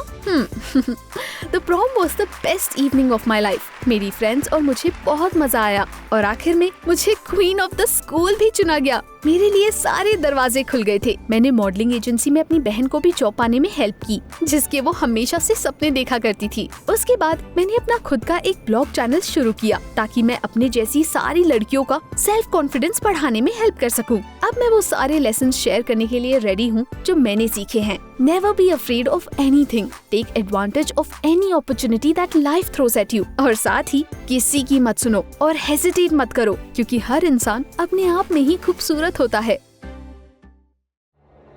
ये मेरी लाइफ का सबसे बुरा फैसला था। Why hadn't I refused to go hiking and stayed at home warm and safe? Hi everyone, मेरा नाम नेह है। मैं 14 साल की हूँ और मुझे नहीं पता कि कैसे हमारे स्कूल की एक ऑर्डिनरी हाइकिंग ट्रिप मेरे और मेरे फ्रेंड्स के लिए सर्वाइवल हॉरर में बदल गई। हमारे स्कूल में एक स्काउट क्लब है। हर साल टीचर्स उसके लिए कंपटीशन रखते हैं, जहाँ बड़े बच्चों को हाइक पर भेजा जाता है और वहीं उन्हें वो सारी चीजें डेमोन्स्ट्रेट करनी पड़ती है जो उन्होंने सीखी होती है। उस साल हमारे ग्रुप की बारी थी। I was so happy. बात ये थी कि मेरा एक क्लासमेट था, बिली। मुझे वो बहुत पसंद था और वो सबसे कूल स्काउट था। उसने मुझे बताया कि वो अपने डैड के साथ सबसे मुश्किल छुट्टियों पर जा चुका है। मुझे किसी भी तरह उसी ग्रुप में जाना था। मेरे लिए अपने टीचर्स को ये प्रूव कर पाना बहुत मुश्किल था कि मैं हाइक के लिए जाने वाले 5 पार्टिसिपेंट्स में शामिल होने के लायक हूँ। खासकर इसलिए क्योंकि मेरे दूसरे क्लासमेट रे ने सारे टेस्ट में मुझसे थोड़ा बेटर परफॉर्म किया था। But I got lucky. उनमें से एक लड़के ने पार्टिसिपेट करने से मना कर दिया और मुझे उसकी जगह जाने का मौका मिल गया। That's how I ended up on a hike with the top 5 scouts and a teacher who was supposed to test our survival skills. हमारे सामने एडवेंचर्स और कांस्टेंट आर्ग्यूइंग से भरपूर 3 मुश्किल दिन थे, क्योंकि रे को ऐसा कुछ भी पसंद नहीं आ रहा था जो हो रहा था। खासकर उसे मैं बिल्कुल पसंद नहीं थी, लेकिन मुझे उससे कोई फर्क नहीं पड़ा। मैं चुपचाप बिली के बगल में चलती गई और माउंटेन क्लाइंबिंग और मुश्किल चोटियों पर जाने के बारे में उसकी कहानियाँ सुनती रही। Everything was wonderful, लेकिन केवल तब तक जब तक हमने ऊपर चढ़ना शुरू नहीं किया। वो बहुत छोटा माउंटेन था, इसलिए कोई इनएक्सपीरियंस इंसान भी ऊपर आसानी से चढ़ सकता था। हमने बहुत कम सेफ्टी मेजर्स यूज किए थे, लेकिन आधे रास्ते में ही बिली ने स्ट्रेंज तरीके से एक्ट करना शुरू कर दिया। एक पॉइंट पर वो तो ये भी चिल्लाने लगा कि उसका एंकल मुड़ गया है और अब वो आगे नहीं जा सकता, लेकिन ऐसा किसी ने होते हुए नहीं देखा था। टीचर ने हमें धीरे चलने के लिए और सीधे पहाड़ पर कैंप लगाने के लिए कहा, जैसे कि हम कोई सचमुच के माउंटेनियर्स हो। एक साथ मिलकर हमने रात बिताने के लिए स्पेशल प्लेटफॉर्म सेटअप किए और किसी तरह अपने स्लीपिंग बैग्स में गए। हमने सोचा सुबह होने पर हम सबसे पहले रेस्क्यूअर्स को कॉल कर लेंगे ताकि वो बिली की हेल्प कर सके। मैं उसके करीब रहकर उसका सपोर्ट करना चाहती थी और उसे बताना चाहती थी कि चोट लगने में कोई बुराई या शर्म नहीं है। But our teachers told us to split according to weight और मुझे उस रे वाले प्लेटफॉर्म पर जाना पड़ा। लेकिन इस बार रे गुस्से में नहीं पड़पड़ाया, वो बस दूसरी तरफ मुंह करके तुरंत सो गया। उस दौरान मैं सच कहूँ तो इतने कमजोर स्ट्रक्चर पर चट्टान से लटक कर सोने में मुझे थोड़ा डर लग रहा था। ये मुश्किल जरूर था, लेकिन मैं किसी तरह सो गई। शायद मैंने नींद में काफी करवटें ली, इसलिए आँख खुलने पर मैंने देखा कि मैं खाई के ऊपर उल्टा लटक रही थी। मेरी चीख निकल गई और मैं बहुत सावधानी से वापस ऊपर चढ़ने की कोशिश करने लगी, लेकिन स्लीपिंग बैग में होने की वजह से मेरे लिए ये करना आसान नहीं था। लेकिन तभी रे मेरी मदद के लिए आ गया। मेरी चीख सुनकर उसकी नींद खुल गई थी और उसने बिना कुछ सोचे समझे तुरंत मुझे ऊपर खींचना शुरू किया। यहाँ तक कि उसने मुझे हमेशा की तरह डांटा भी नहीं, बस बार बार मुझे हिम्मत रखने के लिए बोल रहा था। Together we managed to drag me up to the platform, लेकिन मेरा स्लीपिंग बैग चला गया। वो किसी पाइन ट्री पर गिर गया था। उसके बाद हम वापस सो नहीं पाए, बस लेटकर सुबह होने का वेट करने लगे। ऐसा लग रहा था कि रे मुझे गार्ड कर रहा है। उसने मुझे माउंटेन के पास बिठा दिया और अपना स्लीपिंग बैग भी दे दिया। It was cute. सुबह के वक्त हमने अपना कैंप पैक किया और मदद मांगने के लिए एक प्लेटो पर गए। बिली अभी भी अपना पैर पकड़कर लंगड़ाते हुए चल रहा था और कह रहा था कि वो बिल्कुल भी चल नहीं पा रहा है। I was always by his side, offering a friendly shoulder and saying something comforting. मैं अभी भी चाहती थी कि वो मुझे लाइक करे, लेकिन उसके बाद अचानक पता चला कि हमारे फोन्स गायब थे, सारे के सारे। यहाँ तक कि रेस्क्यूअर से इमरजेंसी कम्युनिकेशन करने वाला सैटेलाइट फोन भी, जिसे हमारे टीचर्स के पास होना चाहिए था। वो हमें दिखाने की कोशिश कर रहे थे कि वो परेशान नहीं है, लेकिन जिस तरह से वो हमारे ऊपर चिल्ला रहे थे और पूछ रहे थे कि ये स्टूपिड जोक किसका है, हमें साफ समझ आ गया कि उन्हें भी घबराहट हो रही है। किसी ने कन्फेस नहीं किया। उसके बाद उन्होंने हमें वापस लौटने के लिए कहा। पैर में चोट लगने की वजह से बिली वापस पहाड़ से होते हुए नीचे नहीं जा सकता था, लेकिन टूरिस्ट ट्रेल पर चलना काफी मुश्किल था और ऊपर से वो क्लाइंबिंग रूट से 3 गुना ज्यादा लंबा था। इसके अलावा बिली के पैर की वजह से हम नॉर्मल स्पीड से नहीं चल पा रहे थे। जैसे ही हम अगली बार रेस्ट करने के लिए रुके, कुछ बहुत बुरा हुआ। Our teacher went missing. हमने उन्हें बहुत पुकारा, जोर जोर से चीखे चिल्लाए। लड़के ऊंचाई से उनका पता लगाने के लिए पेड़ों के ऊपर चढ़ गए, लेकिन उनका बैकपैक हमारी बाकी चीजों के साथ पड़ा हुआ था। उनका फेवरेट लैंटर्न भी टेंट के पास पड़ा था, जिसे वो कभी खुद से अलग नहीं करते थे। और हमारे टीचर खुद कहीं लापता हो गए थे। उस वक्त हम बहुत डर गए। First the phones, now the teacher. हम बाहर कैसे निकलते? हम तो बस बच्चे थे, इसलिए सभी लोग बहुत डरे हुए थे और परेशान लग रहे थे। इसके अलावा टीचर के साथ साथ वो मैप भी गायब था जिससे हमें मदद मिल सकती थी। हमने जल्द से जल्द वहाँ से निकलने का फैसला किया। सबसे अनुभवी सर्वाइवलिस्ट टूरिस्ट के होने के नाते हम बिली के भरोसे रह गए थे और हमें घर तक पहुँचाने का जिम्मा अब उसका था।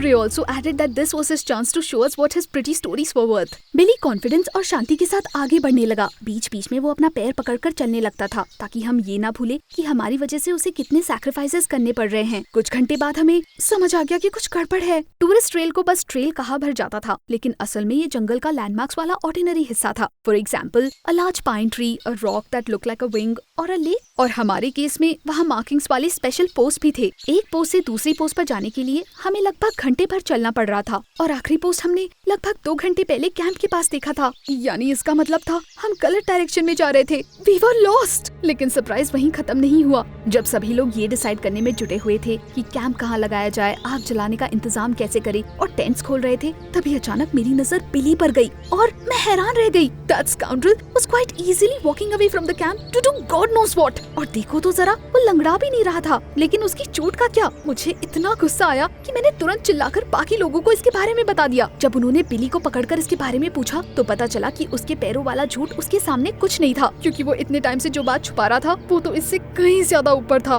बाकी सबकी तरह हाइक पर आने से पहले उसका तो टेस्ट भी नहीं लिया गया था। उन्होंने पहले ही उसे सबसे एक्सपीरियंस्ड और नॉलेजेबल लड़के के तौर पर पार्टिसिपेंट्स की लिस्ट में डाल दिया था। You should have heard how he had always talked about his exploits। इसके अलावा बिली पहले कभी हाइक पर नहीं गया था और ना ही कभी पहाड़ पर चढ़ा था। उसने वो अमेजिंग स्टोरीज बस लड़कियों को इम्प्रेस करने के लिए बनाई थी। उसने चोट लगने का झूठा नाटक भी बस इसीलिए किया ताकि किसी को उसका झूठ मालूम ना चले। लॉन्ग स्टोरी शॉर्ट, बिली कोई हीरो नहीं बल्कि एक छोटा और कायर था। मैं इतनी शॉक थी कि मुझे समझ नहीं आ रहा था कि मैं कैसे रिएक्ट करूं। मुझे इतनी ज्यादा डिसअपॉइंटमेंट पहले कभी नहीं हुई। मैं उसे सच में पसंद करती थी। He seemed so heroic and wonderful, but it turned out what a shame। जब सब लोग रात की तैयारी कर रहे थे तब रे मेरे बगल में आकर बैठ गया और उसने कहा कि कुछ भी ठीक नहीं है। हमारे टीचर्स मिसिंग थे, बिली लूजर था और बाकी के लोग थके हुए और निराश थे। ओनली रे एंड आई वर लेफ्ट। पहली बार हम दोनों के बीच झगड़ा नहीं हुआ। हमने बहुत देर तक बात करने के बाद फैसला किया कि हम वैसे ही बाहर निकलेंगे जैसे हमें सिखाया गया था, एक साथ कॉम्पस और सन की मदद से। उसके बाद हम सोने चले गए, लेकिन सुबह हमें पता चला कि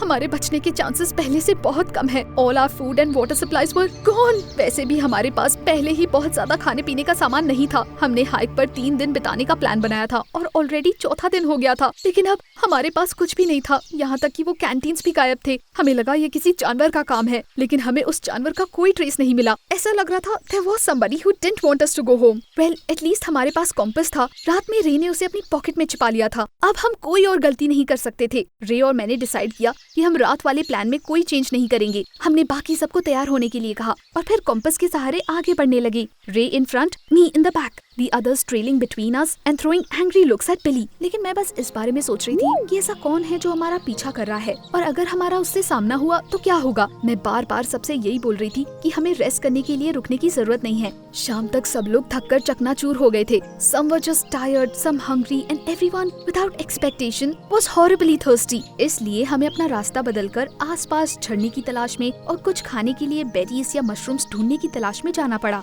हम आगे बढ़ते गए। रे और मैं खुद भी काफी थके हुए थे, लेकिन हम अभी भी खाना पानी और सही रास्ते की तलाश कर रहे थे। मैं खुद भी बस वहीं पर लेट जाना चाहती थी और हार मान लेना चाहती थी, लेकिन रे ने मुझे ऐसा लुक दिया कि मैं वापस उठकर चलने के लिए मजबूर हो गई। Finally the last push. हम थक गए थे, डरे हुए और भूखे भी थे, लेकिन फाइनली हमें सड़क दिखाई दे रही थी। हमें बस किसी तरह उस तक पहुंचना था। लेकिन तभी अचानक एक भालू हमारे सामने आकर खड़ा हो गया। A real one। It was huge। और सबने क्या किया?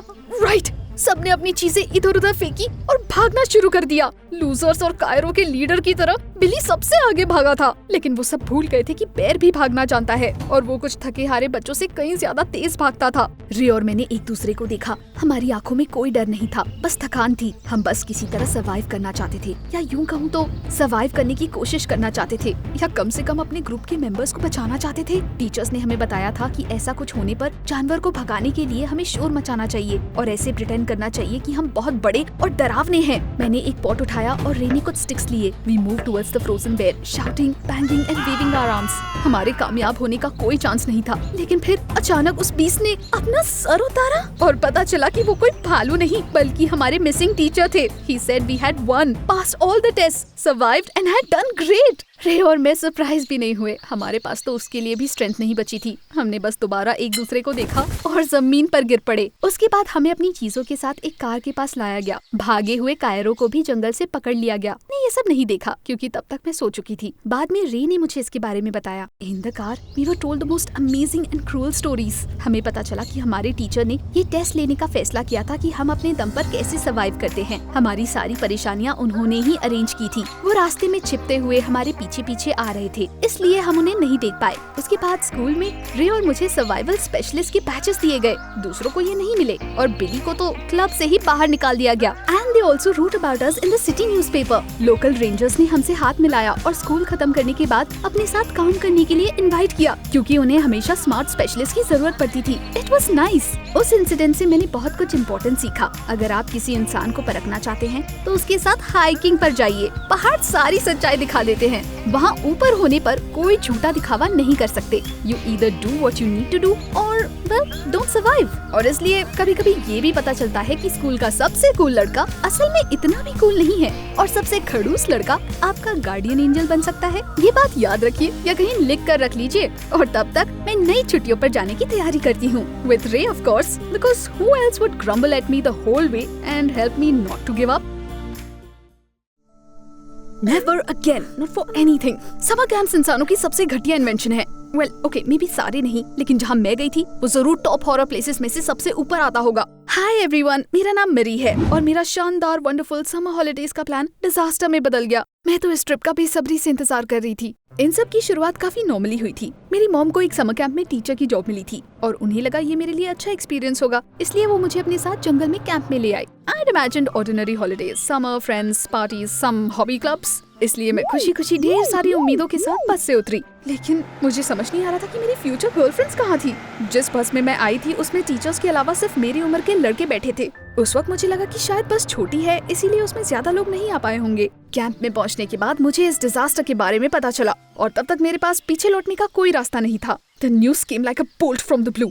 वो लड़कों का कैंप था, only for boys। लेकिन वो तो बस मेरी प्रॉब्लम्स की शुरुआत थी। जब हमें टीम्स में डिवाइड करके फ्यूचर रूम्स में ले जाया गया तो मैंने दोबारा ऑप्टिमिस्टिक होने की कोशिश की। वो लड़के थे, मैं लड़की और साथ ही मैं वहाँ के टीचर की बेटी थी, तो कम से कम मुझे अलग से रूम तो दिया ही जाता। कोई बात नहीं, मैं उसी से काम चला लूंगी। राइट? रॉन्ग। पूरे कैंप में मेरे लिए कोई सेपरेट रूम नहीं था। सारे रूम्स में बंक बेड्स और 2 क्लोजेट्स थे जिसमें 4 लोगों को रहना था। I got 3 guys as my neighbors and for some reason I decided I could strike a deal with them. मैंने प्यार से मुस्कुराते हुए उनसे कहा कि उन्हें रहने के लिए कहीं और चले जाना चाहिए। उनमें से 2 ने तो ऐसे प्रिटेंड किया जैसे उन्हें मेरी बात सुनाई नहीं दी। और तीसरा, जैसा कि सब लोग कहते हैं कि पहली नजर का प्यार होता है, मैं वो सब नहीं जानती क्योंकि मुझे वो कभी नहीं हुआ। लेकिन उस वक्त मुझे पहली नजर की नफरत जरूर हो गई थी। That's what I felt for my third neighbor called Matthew while he was explaining to me in 3 sentences why I was wrong and where I could shove my idea. Well, कम से कम उन्होंने मुझे लोअर बेड पर रहने दिया। Matthew ने उस पर मेरा नाम भी लिख दिया, मर्री, कैपिटल लेटर्स में, वो भी रेड मार्कर से। उसने कहा कि उसने ऐसा इसलिए किया ताकि कोई भी गलती से मेरे बेड पर न बैठ जाए, नहीं तो उसे भी मेरे एरोगेंस का वायरस पकड़ लेगा। I felt completely lost. ये तो नाइटमेयर की शुरुआत थी। पहले दिन से ही लड़के बहुत स्ट्रेंज एक्ट कर रहे थे। ऑब्वियसली पूरे कैंप में अकेली लड़की होना बड़ी बात थी, लेकिन पता नहीं क्यों सारे लड़कों ने तुरंत मुझ में इंटरेस्ट दिखाना शुरू कर दिया। It all started out pretty nice. वो मेरी तारीफ करते थे, स्टेयर्स पर चढ़ने में मेरी हेल्प करते थे, यहाँ तक कि मेरे रूम वाले लड़के भी काफी हेल्पफुल थे। जब मुझे कपड़े चेंज करने होते थे तो वो बाहर निकल जाते थे, नॉक करके अंदर आते थे और सुबह सुबह मुझे देखकर स्माइल करते थे। Well, all of them except Matthew. वो नॉर्मल होने का नाटक भी नहीं करता था और हमेशा मेरी इंसल्ट करता था। और फिर मैंने नोटिस किया कि सारे लड़के एक साथ या बारी बारी से मेरे आसपास रहने की कोशिश करने लगे। फॉर एग्जाम्पल, डाइनिंग हॉल में वो मेरी टेबल पर खाने की ट्रे लाते थे and for some reason there was always one more cake on it then everyone else was given. Sports competitions में भी कुछ ना कुछ वियर्ड होता रहता था। मैं उसमें बहुत कम पार्टिसिपेट करती थी because I didn't like football, ना ही स्पोर्ट्स में मेरा कोई खास इंटरेस्ट था। लेकिन फिर भी मुझे वहाँ लोकल स्टेडियम में जाना पड़ता था। वहाँ हमेशा कोई ना कोई मेरा सामान धोने के लिए होता था और मैराथन के टाइम जब सबको पार्ट लेना था तब भी वो बारी बारी लिटरली मुझे कैरी करते थे, जबकि मैं उनसे खुद कहती थी कि मैं दौड़ सकती हूँ। It didn't stop there. Competition में भी मुझे हमेशा गाने, डांस करने या कोई ऐसी ही चीज करने के लिए कहा जाता था। They were constantly looking at me, saying how wonderful I was and how great I was at everything. और वो हमेशा मुझे छूने की कोशिश करते रहते थे। कोई मेरा हाथ पकड़ता था तो कोई मेरा सर पैट करता था या बिना किसी रीजन मुझे गले लगा लिया जाता था। मैं उनसे बचकर निकलने की कोशिश करती रहती थी और सबको मना करते करते परेशान हो गई थी। शुरू में मुझे ये सब अच्छा लगता था, लेकिन फिर मुझे डर लगने लगा और मैंने अपना सारा खाली टाइम मैथ्यू के आसपास बिताना शुरू कर दिया। वो मेरे साथ रूड जरूर था, लेकिन नॉर्मल एक्ट करता था। हद तो तब हो गई जब बगल वाले रूम के 2 लड़के नहाते वक्त मेरे बाथरूम में घुस आए। उन्होंने बोला कि ये गलती से हुआ, लेकिन मैं बहुत डर गई थी। मैं तुरंत भागकर अपनी मॉम के पास गई और उन्हें सब कुछ बता दिया। ऑफ कोर्स मॉम नाराज हुई, लेकिन उन्होंने मुझे लड़कों को एक और मौका देने के लिए कहा। वो हमेशा मुझसे कहती थी कि मैं खूबसूरत लड़की हूँ और लड़कों का मुझ में इंटरेस्ट दिखाना नॉर्मल बात है। And now she just laughed as if to say I told you so. लेकिन उन्होंने ये भी कहा कि वो उन शरारती लड़कों को संभाल लेंगी। और सुबह जनरल मीटिंग में उन्होंने सबको डांटा भी, लेकिन उससे लड़कों को कोई फर्क नहीं पड़ा। उन्होंने मेरा पीछा नहीं छोड़ा। वो हमेशा मुझे स्वीट्स देते थे और मेरी हेल्प करना चाहते थे। This was not cute at all. मुझे ये सब अननोइंग लगता था। Only Matthew remained the centre of hatred in the beautiful world of guys in love with me. और फिर एक टीचर ने डिसाइड किया कि हमें जंगल में टेंट लगाकर रात बितानी चाहिए और उसके साथ ही थोड़े और स्पोर्ट्स भी खेलने चाहिए। इसलिए हमें किसी हाइकर ट्रेल पर ले जाया गया, लेकिन मेरे लिए वो किसी टॉर्चर से कम नहीं था। मैं सबके साथ चलने की कोशिश कर रही थी, लेकिन मैं ग्रुप में सबसे कमजोर थी। मैं थोड़ा धीरे चल रही थी। मैंने कुछ चीजें ले रखी थी और मैं बहुत बातें कर रही थी। ऐसा लग रहा था कि मेरे वहाँ रहने भर से मैथ्यू को गुस्सा आ रहा है, जो कि मेरे बगल में चलते हुए अपने वियर्ड जोक्स की प्रैक्टिस कर रहा था। टीचर्स के साथ हाइक करते वक्त भी वो मुझे ही देखे जा रहे थे, स्माइल कर रहे थे और मेरी तारीफ कर रहे थे। उसके बाद कुछ लड़कों को लगा कि मुझे उठाकर ले जाना चाहिए। मैंने उन्हें बहुत मना किया क्योंकि मुझे समझ नहीं आ रहा था कि इसकी क्या जरूरत है। और सबसे इम्पोर्टेंट बात ये थी कि वो मुझे कहाँ ले जा रहे थे। एक जगह उनमें से एक लड़के ने मुझे गिरा दिया। उसके बाद मैंने फौरन उठकर उनसे दूर भागना शुरू कर दिया, बट मेरी चीख शायद दुनिया के दूसरे हिस्से तक पहुंच गई होगी।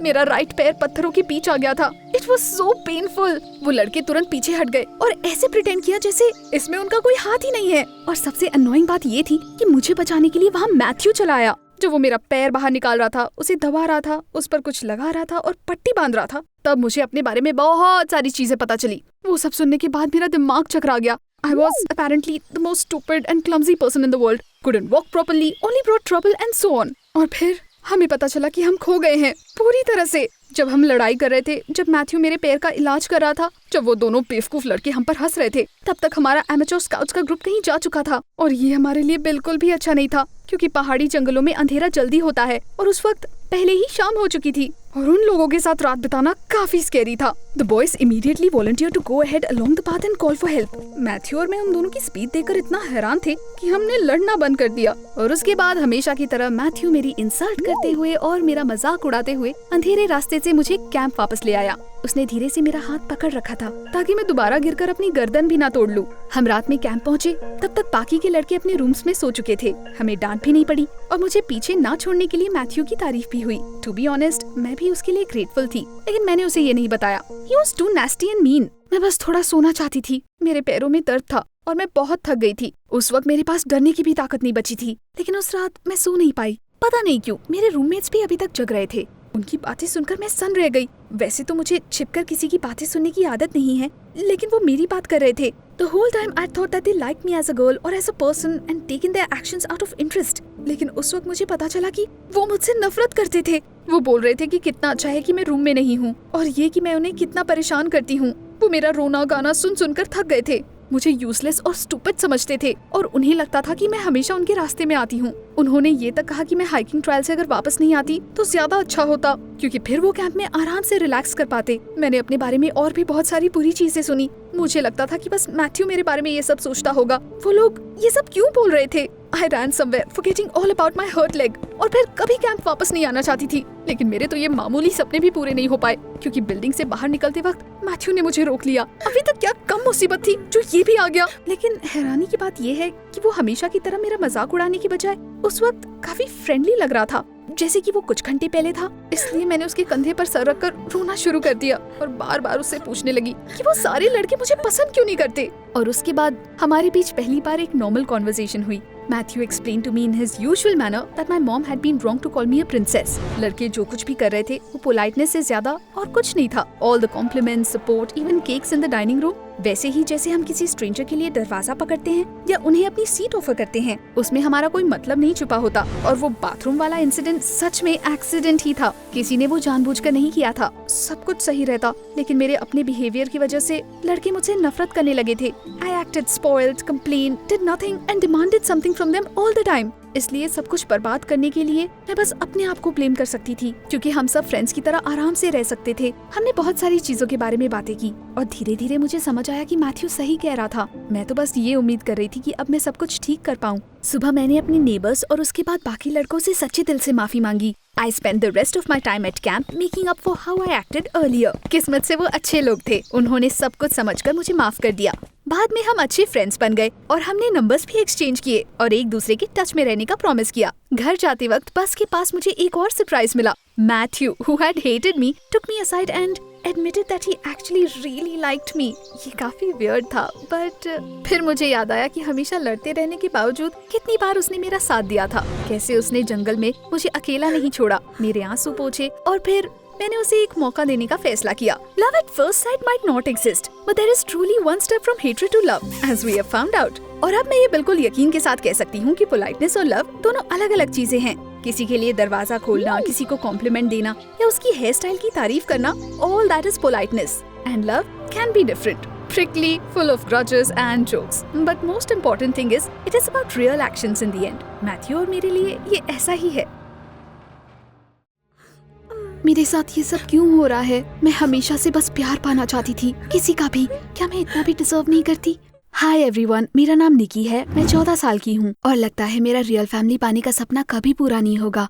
मेरे पेरेंट्स अच्छे लोग नहीं थे, उन्हें तो बिल्ली भी पालने की जिम्मेदारी नहीं देनी चाहिए थी। बच्चा तो दूर की बात है, लेकिन हमें किसके घर पैदा होना चाहिए ये हमारे बस में नहीं होता है ना। इसलिए अपने बचपन के बारे में मुझे बस इतना याद है कि मैं हमेशा भूखी और ठंड से कांपती रहती थी और जैसे ही मुझे किसी के आने की कदमों की आवाज सुनाई देती थी तो मुझे तुरंत बिस्तर के नीचे छिपना पड़ता था।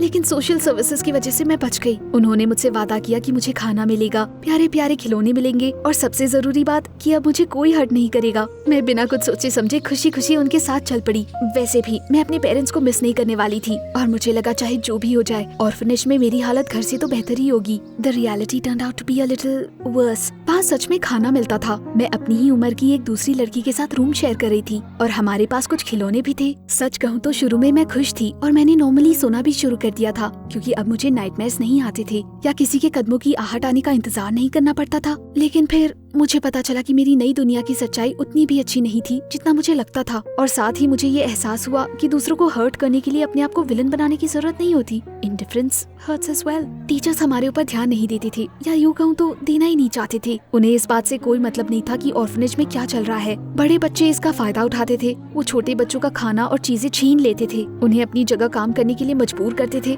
मना करने पर उन्हें बुली भी करते थे और यहाँ तक कि मारते भी थे। I learned it the hard way. मुझे शुरू में ये बात नहीं पता थी कि मुझे उनकी हर बात माननी होगी। एक दिन उनकी बात ना मानने के लिए टॉयलेट में बंद होने के बाद मैंने टीचर्स के पास जाकर उनकी शिकायत कर दी, लेकिन किसी को कोई फर्क नहीं पड़ा। ऊपर से बड़े बच्चों को मेरे ऊपर और गुस्सा आ गया और well, long story short, it was terrible. उस वक्त पहली बार मुझे ऐसा लगा कि घर पर मेरी जिंदगी उतनी भी बुरी नहीं थी। I don't know what would have happened to me next if it hadn't been for that one young teacher Amanda. वो अकेली ऐसी थी जिन्हें उस वक्त मेरे ऊपर दया आ गई। वो मुझे अपने साथ मेडिकल सेंटर लाई और उन्होंने पूरी रात मेरे पास बैठकर मुझे फेरी टेल सुनाई। उससे पहले तक कभी किसी ने मेरे लिए ऐसा कुछ नहीं किया था। इस तरह मुझे अपनी पहली फ्रेंड मिली। अमांडा और मैं बहुत सारा वक्त एक साथ गुजारने लगी। वो मुझे बड़े बच्चों से बचाती थी, मुझे पढ़ाती थी और असली माँ की तरह मेरा ख्याल रखती थी। रात में हम अक्सर ऑर्फनेज की छत पर जाकर तारे देखा करते थे और एक दूसरे को अलग अलग कहानियाँ सुनाते थे। अमांडा अक्सर मुझे कहती थी कि मुझे हार नहीं माननी चाहिए। उन्हें यकीन था कि बहुत जल्दी एक अच्छी फैमिली मुझे अडॉप्ट कर लेगी और वो मुझे प्यार देंगे, मेरा ख्याल रखेंगे और वो सारी चीजें करेंगे जो पेरेंट्स को करनी चाहिए। I simply had to believe in it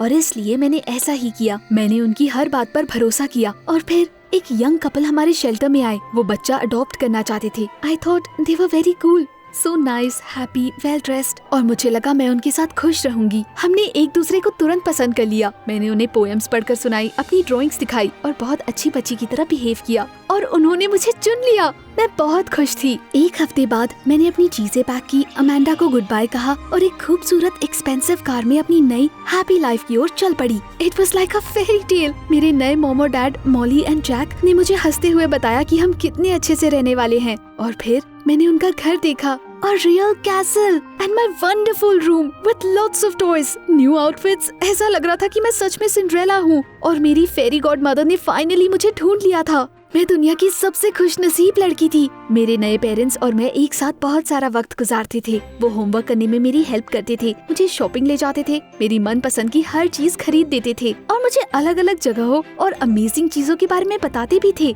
weekends पर हम हमेशा घूमने के लिए किसी नई जगह जाते थे। मैं एक फ्लैग पेन लेती थी और यूनाइटेड स्टेट्स के बड़े से मैप पर उसे कहीं भी चिपका देती थी और फिर हम उसी जगह जाते थे। I even saw the grand canyon, the most amazing site I'd ever seen in my life। इसके अलावा मैंने वाटर पार्क्स, म्यूजियम्स, थिएटर्स और रियल ओशन भी देखा। मैंने कभी सपने में भी नहीं सोचा था कि मैं ऐसे जीऊंगी। We also had wonderful traditions। सोने से पहले मेरी मॉम हमेशा मेरे पास आकर गुड नाइट कहती थी और मुझे एक फेरी टेल भी सुनाती थी। सुबह के वक्त डैड मुझे अपनी कार से स्कूल छोड़ने जाते थे ताकि मुझे स्कूल बस यूज ना करनी पड़े। शाम को हम लिविंग रूम में एक साथ टाइम स्पेंड करते थे और एक दूसरे को अपने दिन के बारे में बताते थे। It was great, really. मैं उन दोनों से बहुत प्यार करती थी और उनकी खुशी के लिए हर चीज करने की कोशिश करती थी ताकि मेरे मॉम डैड कभी मुझसे डिसअपॉइंटेड ना हो। मैं घर के कामों में हेल्प करती थी। सबसे पहले उठकर अपनी मॉम के लिए उनका फेवरेट ब्रेकफास्ट बनाती थी, अच्छे से पढ़ाई करती थी और अपनी चीजों का ध्यान भी रखती थी। लेकिन थोड़ी टाइम बाद अचानक मैंने नोटिस किया कि उन्होंने मुझे प्यार करना बंद कर दिया था। You know, children feel such things, even though it's hard to explain how। मेरी मॉम ने मुझे गुड नाइट कहने के लिए मेरे रूम में आना बंद कर दिया था। मेरे डैड हमेशा जल्दी में रहते थे, इसलिए उन्होंने मुझे स्कूल बस के लिए पैसे देना शुरू कर दिया और अब मेरे स्कूल के लंच बॉक्स में कोई स्नैक्स भी नहीं होते थे। शाम को मेरे पेरेंट्स मुझे घर रुकने के लिए बोलकर खुद रेस्टोरेंट चले जाते थे। मुझे लगा ऐसा इसलिए होता होगा क्योंकि वो दोनों बहुत काम करते हैं और उन्हें कभी कभी अकेले रहने का मन होता होगा। लेकिन जैसे जैसे टाइम बीतता गया मेरे साथ और ज्यादा बुरी चीजें होने लगी। एक पॉइंट पर मुझे समझ आ गया, फेरी टेल अब खत्म हो चुका है। अब जो चीजें मैं उन्हें खुश करने के लिए करती थी वो मेरा काम बन गया था। मुझे पूरा घर साफ करना पड़ता था, ब्रेकफास्ट बनाना पड़ता था, यहाँ तक कि अपने पेरेंट्स की कार भी धोनी पड़ती थी। और अगर मैं ये सब टाइम से नहीं कर पाती थी तो वो मुझे पूरी तरह से डांटते थे और कभी कभी तो मुझे खाना भी नहीं देते थे। They also berated me if I brought home bad grades। मेरी लाइफ जन्नत से जहन्नुम बन गई थी और मुझे समझ नहीं आ रहा था कि ऐसा क्यों हो रहा है। मुझसे क्या भूल हो गई थी? मैं कितनी कोशिश कर रही थी। I was a good daughter। और फिर एक दिन मैंने डैड की ऑफिस की बातें सुनी। By accident, I had been dusting next to a vent in the next room। मेरी मॉम ने कहा कि वो एक अजनबी के लिए अच्छे बनने का नाटक करके तंग आ चुकी थी and that she was also fed up of taking care of me। वो चाहती थी कि अब उनके घर में सिर्फ वही दोनों रहे। उन्होंने कहा कि उन्हें बच्चों से कोई खुशी नहीं मिलती। तब जाकर मुझे समझ आया कि इतने टाइम से मेरे पेरेंट्स मेरे साथ घर घर खेल रहे थे, क्योंकि पेरेंट्स होना सम्मान की बात होती है। और सच्चाई तो ये थी कि उन्हें मुझसे कोई प्यार नहीं था, बस अब उनका मन भर गया था। मेरे पास खोने के लिए कुछ नहीं था। मैं पहले ही उनके घर में नौकरानी की तरह जी रही थी, like Cinderella from the fairy tale. इसलिए मैंने वहाँ से भागने का फैसला किया। मैंने बैग में अपनी कुछ चीजें पैक की, अपना पिगी बैंक तोड़ा और रातों रात खिड़की से कूदकर सड़क पर आ गई। Why not? कौन सा कोई मुझे ढूंढने आने वाला था। Although it wasn't much better in the big city, I hardly knew। मैं रोते हुए सड़क पर चलती गई और मुझे समझ नहीं आ रहा था कि मैं क्या करूं। मैं वापस ऑर्फनेज जाना चाहती थी, लेकिन कोई मेरी हेल्प नहीं करना चाहता था। और जब मैंने वहाँ से गुजरते लोगों से इसके बारे में पूछने की कोशिश की तो उन्होंने मुझे धुतकार दिया और पुलिस को कॉल करने की धमकी दी। शाम तक भी मुझे कुछ समझ नहीं आया कि मुझे आगे क्या करना चाहिए, इसलिए मैं एक पार्क में छुपकर वेट करने लगी। क्या पता शायद कोई चमत्कार हो जाए,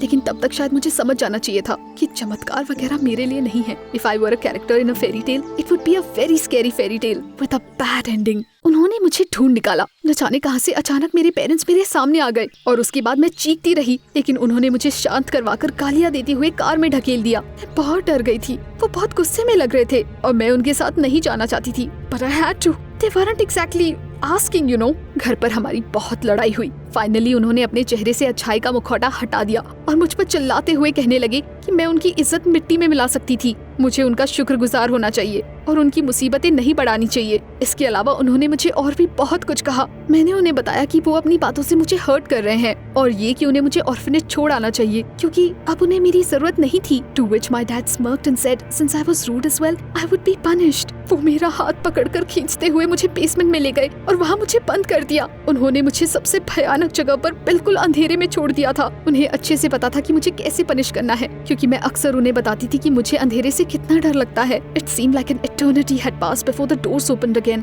मैं अभी भी दरवाजे के पास लेटी हुई थी और डर से कांप रही थी। ऐसा लग रहा था कि मेरे पीछे परछाइयां और बुरे मॉन्स्टर्स मंडरा रहे हैं और अगर मैंने अपनी आंखें खोली तो तुरंत मुझे खा जाएंगे। शुरू में तो मुझे समझ ही नहीं आया कि मेरा पूरा सपना खत्म हो चुका है है और मुझे कोई बचा चुका है। जब मैंने अपनी आंखें खोली तो वो मेरी टीचर थी, अमांडा। उन्होंने मुझे शहर में देखा था और मेरे पास आने ही वाली थी कि तब तक मैं तुरंत कहीं भाग गई थी। And then she had come to my foster family's house and pulled me out of the basement. मुझे पता चला कि मैं लगभग 2 दिन से वहीं पड़ी थी, विदाउट फूड और वाटर एंड अटरली टेरिफाइड।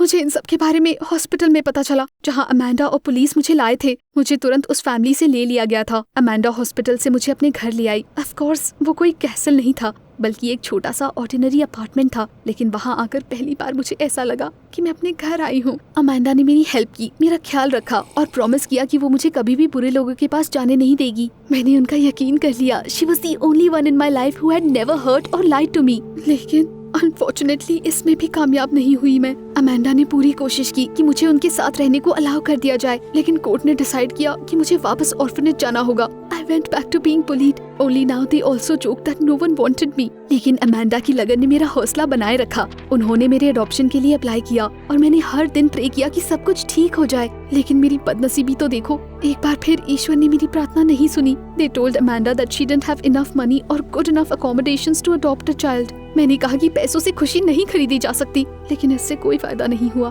मैं अभी भी ऑर्फनेज में रहती हूँ। ये शायद रहने के लिए दुनिया की सबसे अच्छी जगह नहीं है। मुझे अभी भी यहाँ अच्छा नहीं लगता, लेकिन मेरे पास अमांडा है। मैं अपना हर बुरा दिन इसी उम्मीद में काट लेती हूँ कि शाम को छत पर हम वापस मिलेंगे, तारों को देखेंगे और एक दूसरे को प्यारी कहानियाँ सुनाएंगे। मुझे पता है अमांडा मुझे अपनी बेटी की तरह प्यार करती है और अभी भी मेरे लिए लड़ने की कोशिश कर रही है। मुझे अभी भी उन पर भरोसा है, क्योंकि अगर मैं उन पर भी भरोसा नहीं कर पाई तो किस चीज पर भरोसा कर पाऊंगी।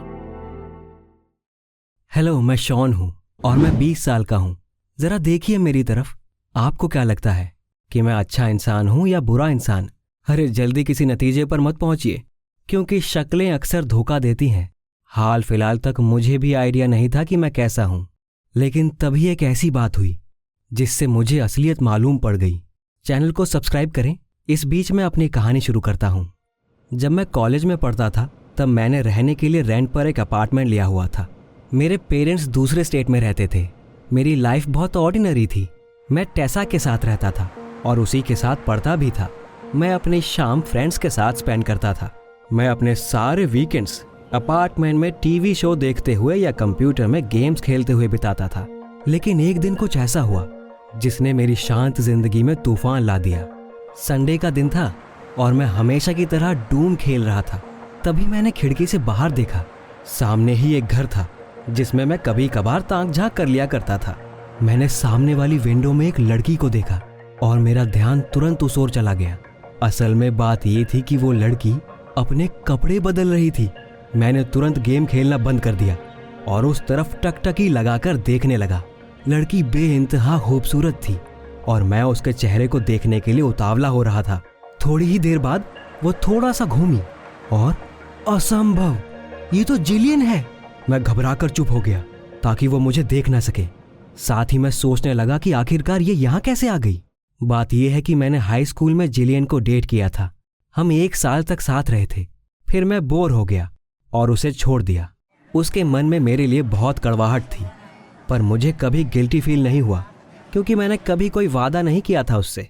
मैंने उसके बाद जल्दी ही एक दूसरी लड़की को डेट करना शुरू कर दिया था और स्कूल खत्म होने तक जिलियन से कभी बात नहीं की।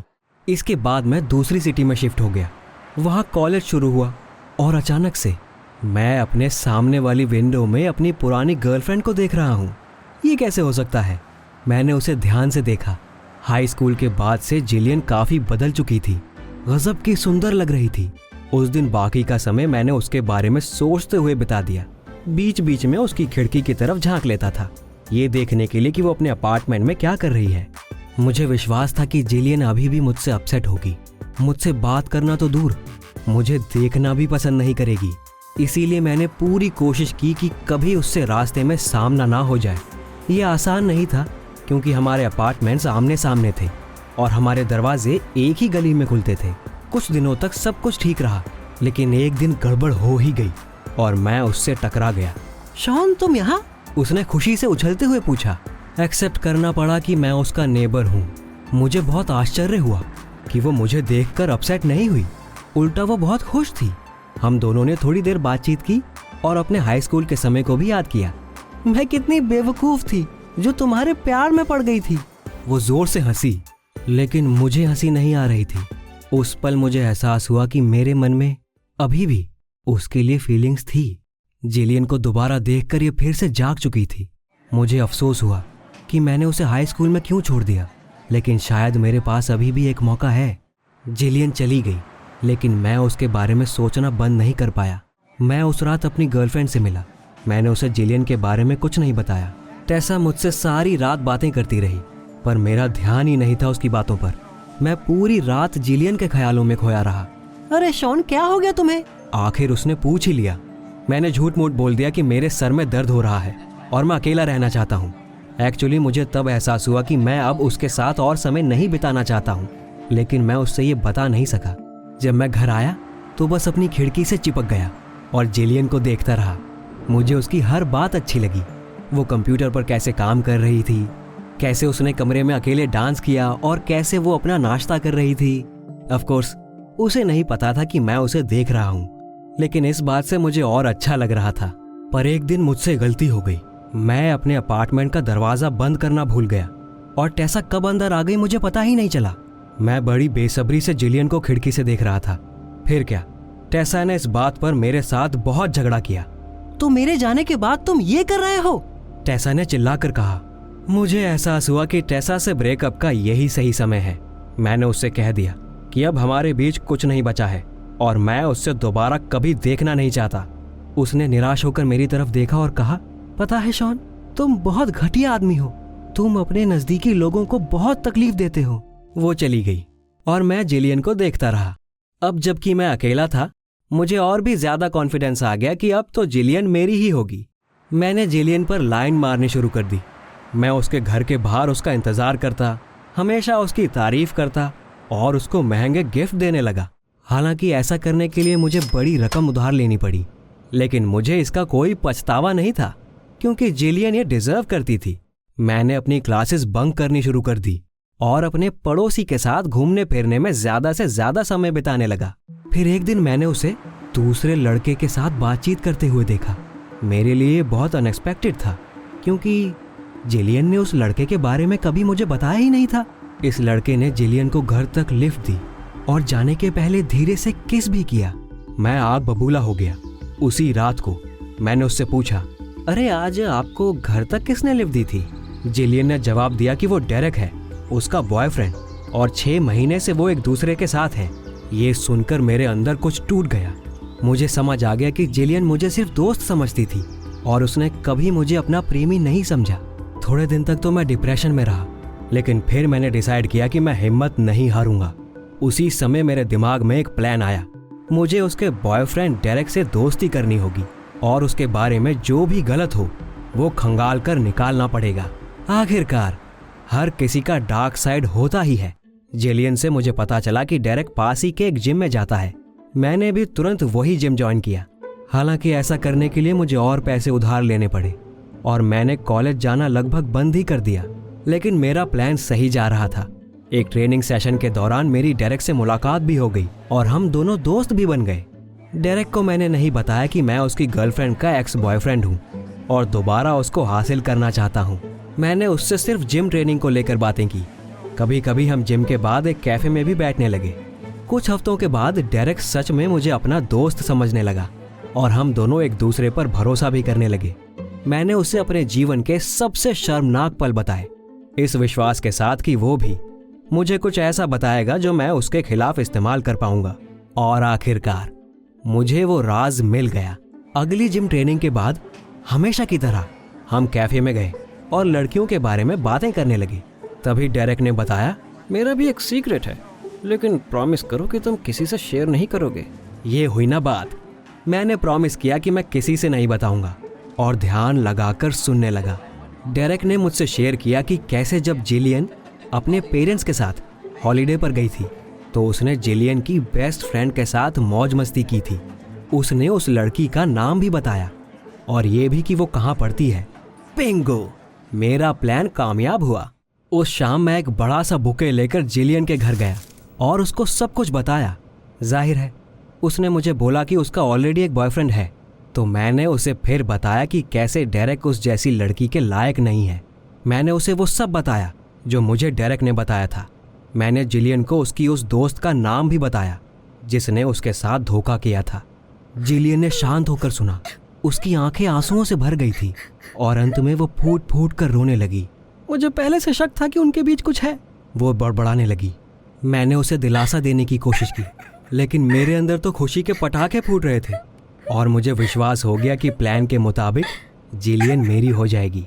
कुछ दिनों के बाद जिलियन ने डेरेक से ब्रेकअप कर लिया। बहुत लड़ाई झगड़े के बाद मैं अपनी खिड़की से चुपचाप उन दोनों को गुस्से से चीखते चिल्लाते और बहस करते हुए देखता रहा। यही तो मैं चाहता था। जैसे ही डेरेक ने जिलियन का अपार्टमेंट छोड़ा, मैंने जिलियन को कॉल करके कॉफ़ी के लिए इनवाइट किया। ऑफ कोर्स वो मान गई। तो फिर से मैंने जिलियन पर लाइन मारनी शुरू कर दी, ब्रेकअप के बाद उसे सपोर्ट करने के बहाने। और कुछ समय के बाद मुझे लगने लगा कि अब मैं उसे वापस हासिल कर लूँगा। मैं खुशी से 7वें आसमान पर था। मैं तो खुशी के मारे ये तक भूल गया था कि कॉलेज ना जाने से मेरे ऊपर मुसीबत आने वाली है और मेरे उधार बढ़ते ही जा रहे हैं जिनको जल्दी से चुकाना जरूरी था। लेकिन मैं बहुत खुश था। जिलियन भी बहुत खुश लग रही थी। वो अब रोती भी नहीं थी और पिछले बॉयफ्रेंड को बिल्कुल भूल चुकी थी।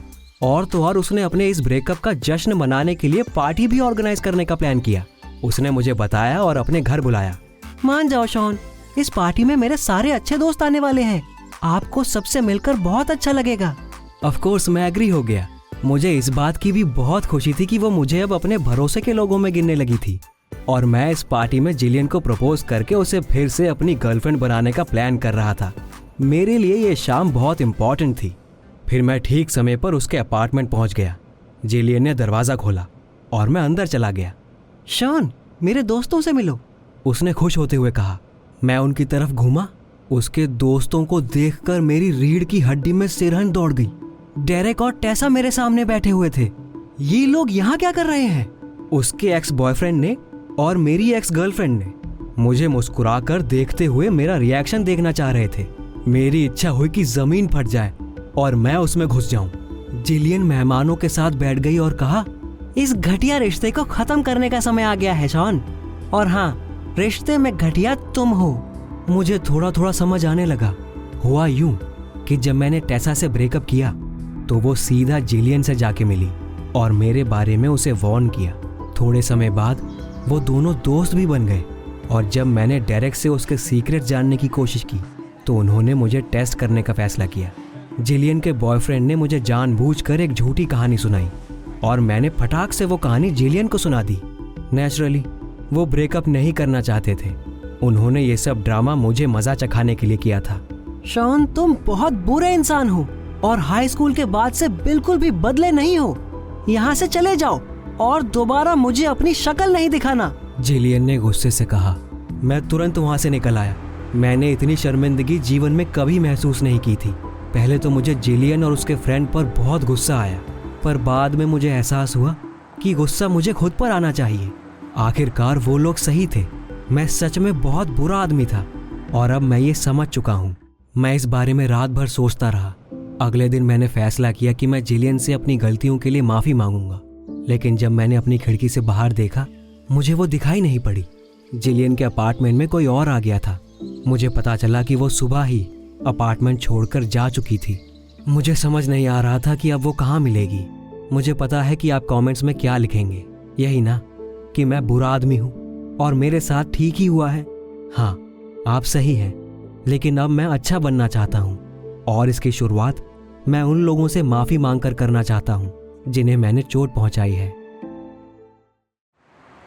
मैं पहले कभी इतना हर्ट नहीं हुई थी। बिना कुछ सोचे समझे अंधेरी सड़क पर बस भागे जा रही थी। मैं बस घर से कहीं दूर चली जाना चाहती थी। वो घर जहाँ इतने सालों से मुझसे झूठ बोला गया था। क्या सचमुच मेरे साथ ऐसा हुआ था? हाय, मेरा नाम मेलिसा है। मैं 16 साल की हूँ और मैं अपनी क्लास की सबसे लंबी लड़की हुआ करती थी। मेरी फैमिली में बहुत सारे लंबे लोग थे। My mother was 180 centimetres and my dad was 195 centimetres, लेकिन मेरी लंबाई सिर्फ 157 सेंटीमीटर्स थी। लेकिन फिर भी मैं जिम क्लासेस में सबसे आगे खड़ी होती थी, जबकि मेरी फ्रेंड्स मेरे पीछे गॉसिप किया करते थे।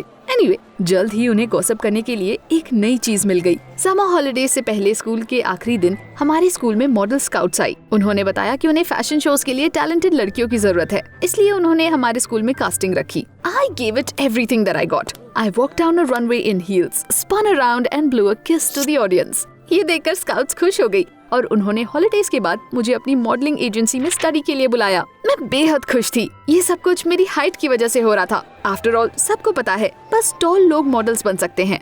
मेरे सारे क्लासमेट्स मेरे लिए खुश थे और मैं बहुत अच्छे मूड में घर वापस आई। अगले 3 महीनों के लिए मेरे पास पूरी आजादी थी, लेकिन मैंने सोच रखा था कि मैं बेकार नहीं बैठूंगी और प्रोडक्टिव तरीके से हॉलिडे स्पेंड करूंगी। मैं डाइटिंग करने वाली थी और फिर रनवेज पर चलकर सबका दिल जीतने वाली थी। घर पर मैंने अपने पेरेंट्स को गले लगाकर कहा, मॉम, डैड, मैं मॉडल बनने वाली हूँ। वो मेरे लिए खुश थे, लेकिन फिर उन्होंने परेशान होकर मुझे एक सैड न्यूज सुनाई कि उन्हें काम से छुट्टी नहीं मिल पाएगी, इसलिए हमें पूरी गर्मियाँ घर पर बितानी पड़ेगी। उनकी बात सुनकर मैं अपसेट हो गई और जब मुझे पता चला कि अपनी पूरी क्लास में मैं अकेली ऐसी लड़की हूँ जिसे समर्स में घर पर रुकना पड़ रहा है, तो मैं ज्यादा दुखी हो गई। लगभग 1 हफ्ते बाद मेरे सारे फ्रेंड्स चले गए। मेरे पेरेंट्स हमेशा काम पर रहते थे और मैं बिल्कुल अकेली पड़ जाती थी। मैंने सैकड़ों हॉबीज ट्राई की, लेकिन उन सब से मेरा मन उब गया।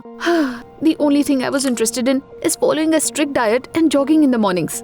जल्दी ही मुझे रिजल्ट्स दिखने लगे।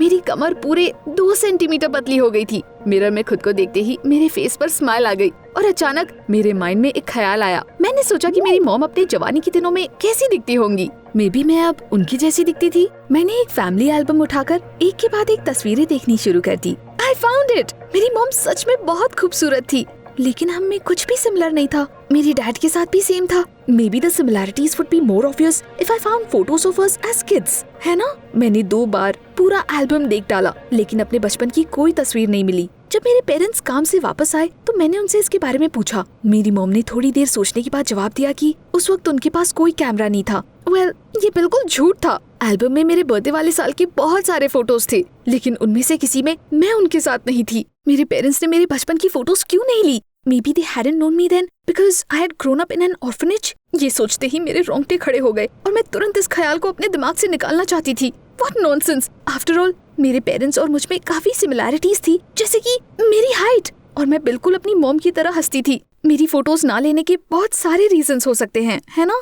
मे बी वो इसे बैड लक मानते होंगे। मुझे वो आइडिया बहुत कन्विंसिंग लगा और अपने पेरेंट्स से थोड़ी देर खुशी खुशी बात करने के बाद मेरे दिल से सारा शक दूर हो गया। उस दिन के बाद से मेरे पेरेंट्स ज्यादातर घर पर रहने लगे और अब हम बहुत सारा टाइम साथ में स्पेंड करते थे, इसलिए अब मुझे बोरिंग नहीं लगता था। हम अक्सर वॉक्स पर जाते थे, मूवीज देखते थे और घर पर मस्ती करते थे। ऐसा करते करते पता ही नहीं चला कि गर्मियों की छुट्टियां कब खत्म हो गई। एंड देन अगेन स्कूल वापस जाने का टाइम आ गया। 3 महीने में मैंने 7 किलो वेट कम कर लिया था और अब मैं पहले से कहीं ज्यादा कॉन्फिडेंट फील कर रही थी। मैं बेसब्री से अपनी क्लासमेट्स का वेट कर रही थी और इसी सोच में थी कि हॉलिडेज में वो कितना बदली होंगी। लेकिन फिर मैंने सोचा कि काश मैंने उन्हें देखा ही ना होता। स्कूल आने पर सारी लड़कियां हैरानी से मुझे देखने लगी। Over the summer they had grown noticeably and become taller than me by as much as half a head. लेकिन मेरी हाइट वैसी की वैसी ही थी। क्यों? मैंने दुखी होकर स्कूल हॉलवे में लगे एक मिरर में खुद को देखा। अचानक मुझे मैं अनहेल्दी लगने लगी और मेरी ड्रेस और शूज वो भी अगली लग रहे थे। सारी लड़कियों के सामने मैं बच्ची लग रही थी और उन्होंने इसके बारे में गॉसिप करना भी शुरू कर दिया। बट आई गेस ये तो बस शुरुआत थी। मेरे जिम टीचर भी मुझे देखकर हैरान रह गए और उन्होंने मुझे लाइन में सबसे पीछे भेज दिया। कंप्यूटर क्लास में भी सब कुछ बेकार हो गया। हमारे स्कूल में नए डेस्क आए थे जो हमारे पुराने वाले डेस्क से ज्यादा ऊंचे थे और मैं उस पर ठीक से बैठ ही नहीं पा रही थी, इसलिए मैं दोबारा एम्बैरेस्ड हो गई। कीबोर्ड तक पहुंचने के लिए मुझे अपने बैग पर बैठना पड़ा। जब मेरे क्लासमेट्स ने ये देखा तो पूरी क्लास के दौरान उन्होंने मेरी हंसी उड़ाई। जैसा कि आपको पता ही चल गया होगा, मेरा मूड पूरी तरह से खराब हो गया था, but it improved after some unexpected news. हमारे टीचर ने अनाउंस किया कि क्लासेस के बाद हमारे लिए एक कॉन्सर्ट रखा गया है।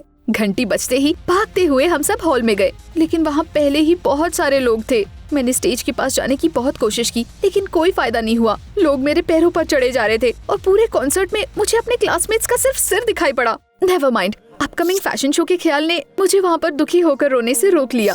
आफ्टर ऑल, कॉन्सर्ट के ठीक बाद मुझे मॉडलिंग एजेंसी में अपने पहले लेसन के लिए जाना था। मैं अपनी सारी परेशानियां भूलकर दौड़ते हुए वहाँ गई, क्योंकि मॉडल बनना मेरा सपना था। मैं उनसे दरवाजे पर मिली और फिर वो मुझे दूसरी लड़कियों के पास ले गई। एंड देन ओह नो, मैंने देखा कि वहाँ पर सारी लड़कियां मुझसे लंबी थी। इससे पहले कि मुझे कुछ पता चलता, इंफीरियोरिटी कॉम्प्लेक्स की वजह से मेरे कंधे अपने आप झुक गए और उसकी वजह से मैं और ज्यादा छोटी लगने लगी। उनमें से एक लड़की ने मुझसे पूछा, Since when are shorties accepted as models?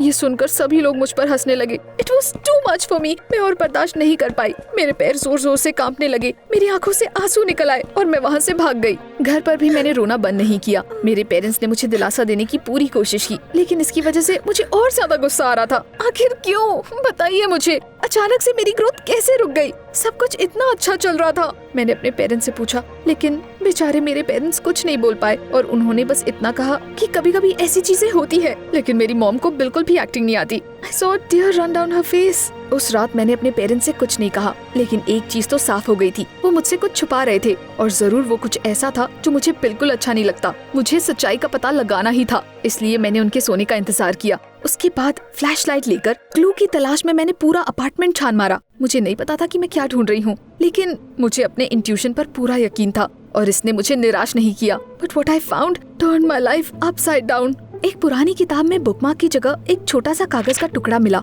ये एडॉप्शन सर्टिफिकेट था जिसे 14 साल पहले इश्यू किया गया था। उससे मुझे पता चला कि जब मैं 2 साल की थी तब मेरे पेरेंट्स ने मुझे ऑर्फनेज से अडॉप्ट किया था। मैं अपने पेरेंट्स की सगी बेटी नहीं थी। उन्होंने पूरी जिंदगी मुझसे झूठ बोला और उनके इस झूठ की वजह से मैंने वो सपना देखना शुरू कर दिया जो शायद कभी सच ही नहीं हो सकता। ये पता चलने के बाद मेरा सर चकराने लगा। मैं रोते हुए घर से बाहर भाग गई। मुझे नहीं पता था कि मैं कहाँ जा रही हूँ। All of a sudden, the darkness parted and a bright light almost blinded me. बेहोश होने से पहले आखिरी बार मुझे बस ब्रेक्स लगने की और किसी आदमी के चीखने की आवाज सुनाई पड़ी। जब मैंने आंखें खोली तो मेरे सामने मेरे पेरेंट्स खड़े थे। मैंने पहले कभी उन्हें इतना डरा हुआ नहीं देखा था। जब उन्होंने देखा कि मुझे होश आ गया है तो उन्होंने मुझे कसकर गले लगा लिया। मुझे समझ नहीं आ रहा था कि आखिर क्या हुआ और मैं कहाँ हूँ। उसके बाद एक सफेद कोट वाले आदमी ने मुझे सब कुछ समझाया। वो डॉक्टर था और उन्होंने मुझे बताया कि रात में किसी कार से मैं टकरा गई थी। The frightened driver had brought me to the hospital himself. Doctor ने मुझे एग्जामिन करने के बाद बताया कि मेरी स्पाइन पर थोड़ी सी चोट लग गई है। किस्मत से चोट गहरी नहीं थी और मैं अगले दिन घर वापस जा सकती थी। आई डोंट नो कैसे, बट अचानक मुझे वो सारी बातें याद आ गई जो मुझे पता चली थी। मैं बेड पर बैठकर अपने पेरेंट्स को घूरने लगी। क्या वो फिर से मुझसे झूठ बोलने वाले थे? लेकिन फिर मेरी मॉम ने जो कहा उसने मेरा दिल छू लिया। मुझे पता चला कि जब मैं 3 महीने की थी तभी मेरे बायोलॉजिकल पेरेंट्स ने मुझे छोड़ दिया था। The doctors had diagnosed me with stunting. Vitamin D की कमी की वजह से मेरी हड्डियां बहुत धीरे धीरे डेवलप हो रही थी। मेरी कंडीशन को ठीक करने के लिए बहुत सारे पैसों और एफर्ट्स की जरूरत थी। तो इस तरह मैं अपने बायोलॉजिकल पेरेंट्स पर बोझ बन गई थी और इसलिए उन्होंने मुझे एक ऑर्फनेज में छोड़ दिया। But I got lucky. जब मैं 2 साल की थी तब एक हस्बैंड और वाइफ बच्चा अडॉप्ट करने के लिए वहाँ आए और उन्होंने मुझे नोटिस किया। मैं बिल्कुल छोटी और कमजोर सी झूले पर पड़ी हुई थी। उन्हें मेरे लिए बुरा लगा। वो मुझे एक हेल्दी और हैप्पी बच्चा बनाना चाहते थे। तो इस तरह मुझे अपनी प्यारी फैमिली मिली। मेरे मॉम और डैड पूरे 1 साल तक मुझे डॉक्टर्स के पास ले गए और हर तरीके से मेरा इलाज करवाया और उनकी मेहनत रंग लाई। 3 साल की उम्र में मेरी हाइट अपनी उम्र के दूसरे बच्चों जैसी हो गई और मैं एक ऑर्डिनरी लाइफ जीने लगी। बेटा, हम नहीं चाहते थे कि तुम परेशान हो, इसलिए हमने इस बात को राज रखा, मेरी मॉम ने प्यार से कहा। तो इसलिए मैं पुरानी फैमिली फोटोज में नहीं थी। Tears welled up in my eyes again, but this time from gratitude and happiness. मैंने अपने पेरेंट्स को गले लगा लिया और रात में घर से भागने के लिए माफी मांगी। मुझे खुद पर शर्म आ रही थी कि मैंने उनके बारे में इतना बुरा सोचा। पर एक सवाल मुझे अभी भी परेशान कर रहा था। अगर मेरी ग्रोथ वाली प्रॉब्लम इतनी पुरानी थी तो मैं वापस ऐसे कैसे हो गई जबकि मैं ऑलमोस्ट एडल्ट थी? तब डॉक्टर ने दोबारा बोलना शुरू किया। उन्होंने बताया कि मैंने कुछ ज्यादा ही डाइटिंग कर ली थी और इसकी वजह से मेरी बॉडी पर स्ट्रेस आ गया था और मेरी ग्रोथ कम हो गई। कभी कभी ऐसा उन लोगों के साथ होता है जिन्हें बचपन में कोई ना कोई बीमारी होती है। मैं डर गई। इसका क्या मतलब था? क्या मैं पूरी लाइफ ऐसे ही रहने वाली थी? Thankfully it turned out that everything could be fixed with taking vitamins over time. मेरे पेरेंट्स ने प्रॉमिस किया कि हम एक बार फिर से इसे डील कर लेंगे जैसे हमने 14 साल पहले किया था। मैं बहुत खुश थी क्योंकि मेरे पास दुनिया के सबसे अच्छे पेरेंट्स थे।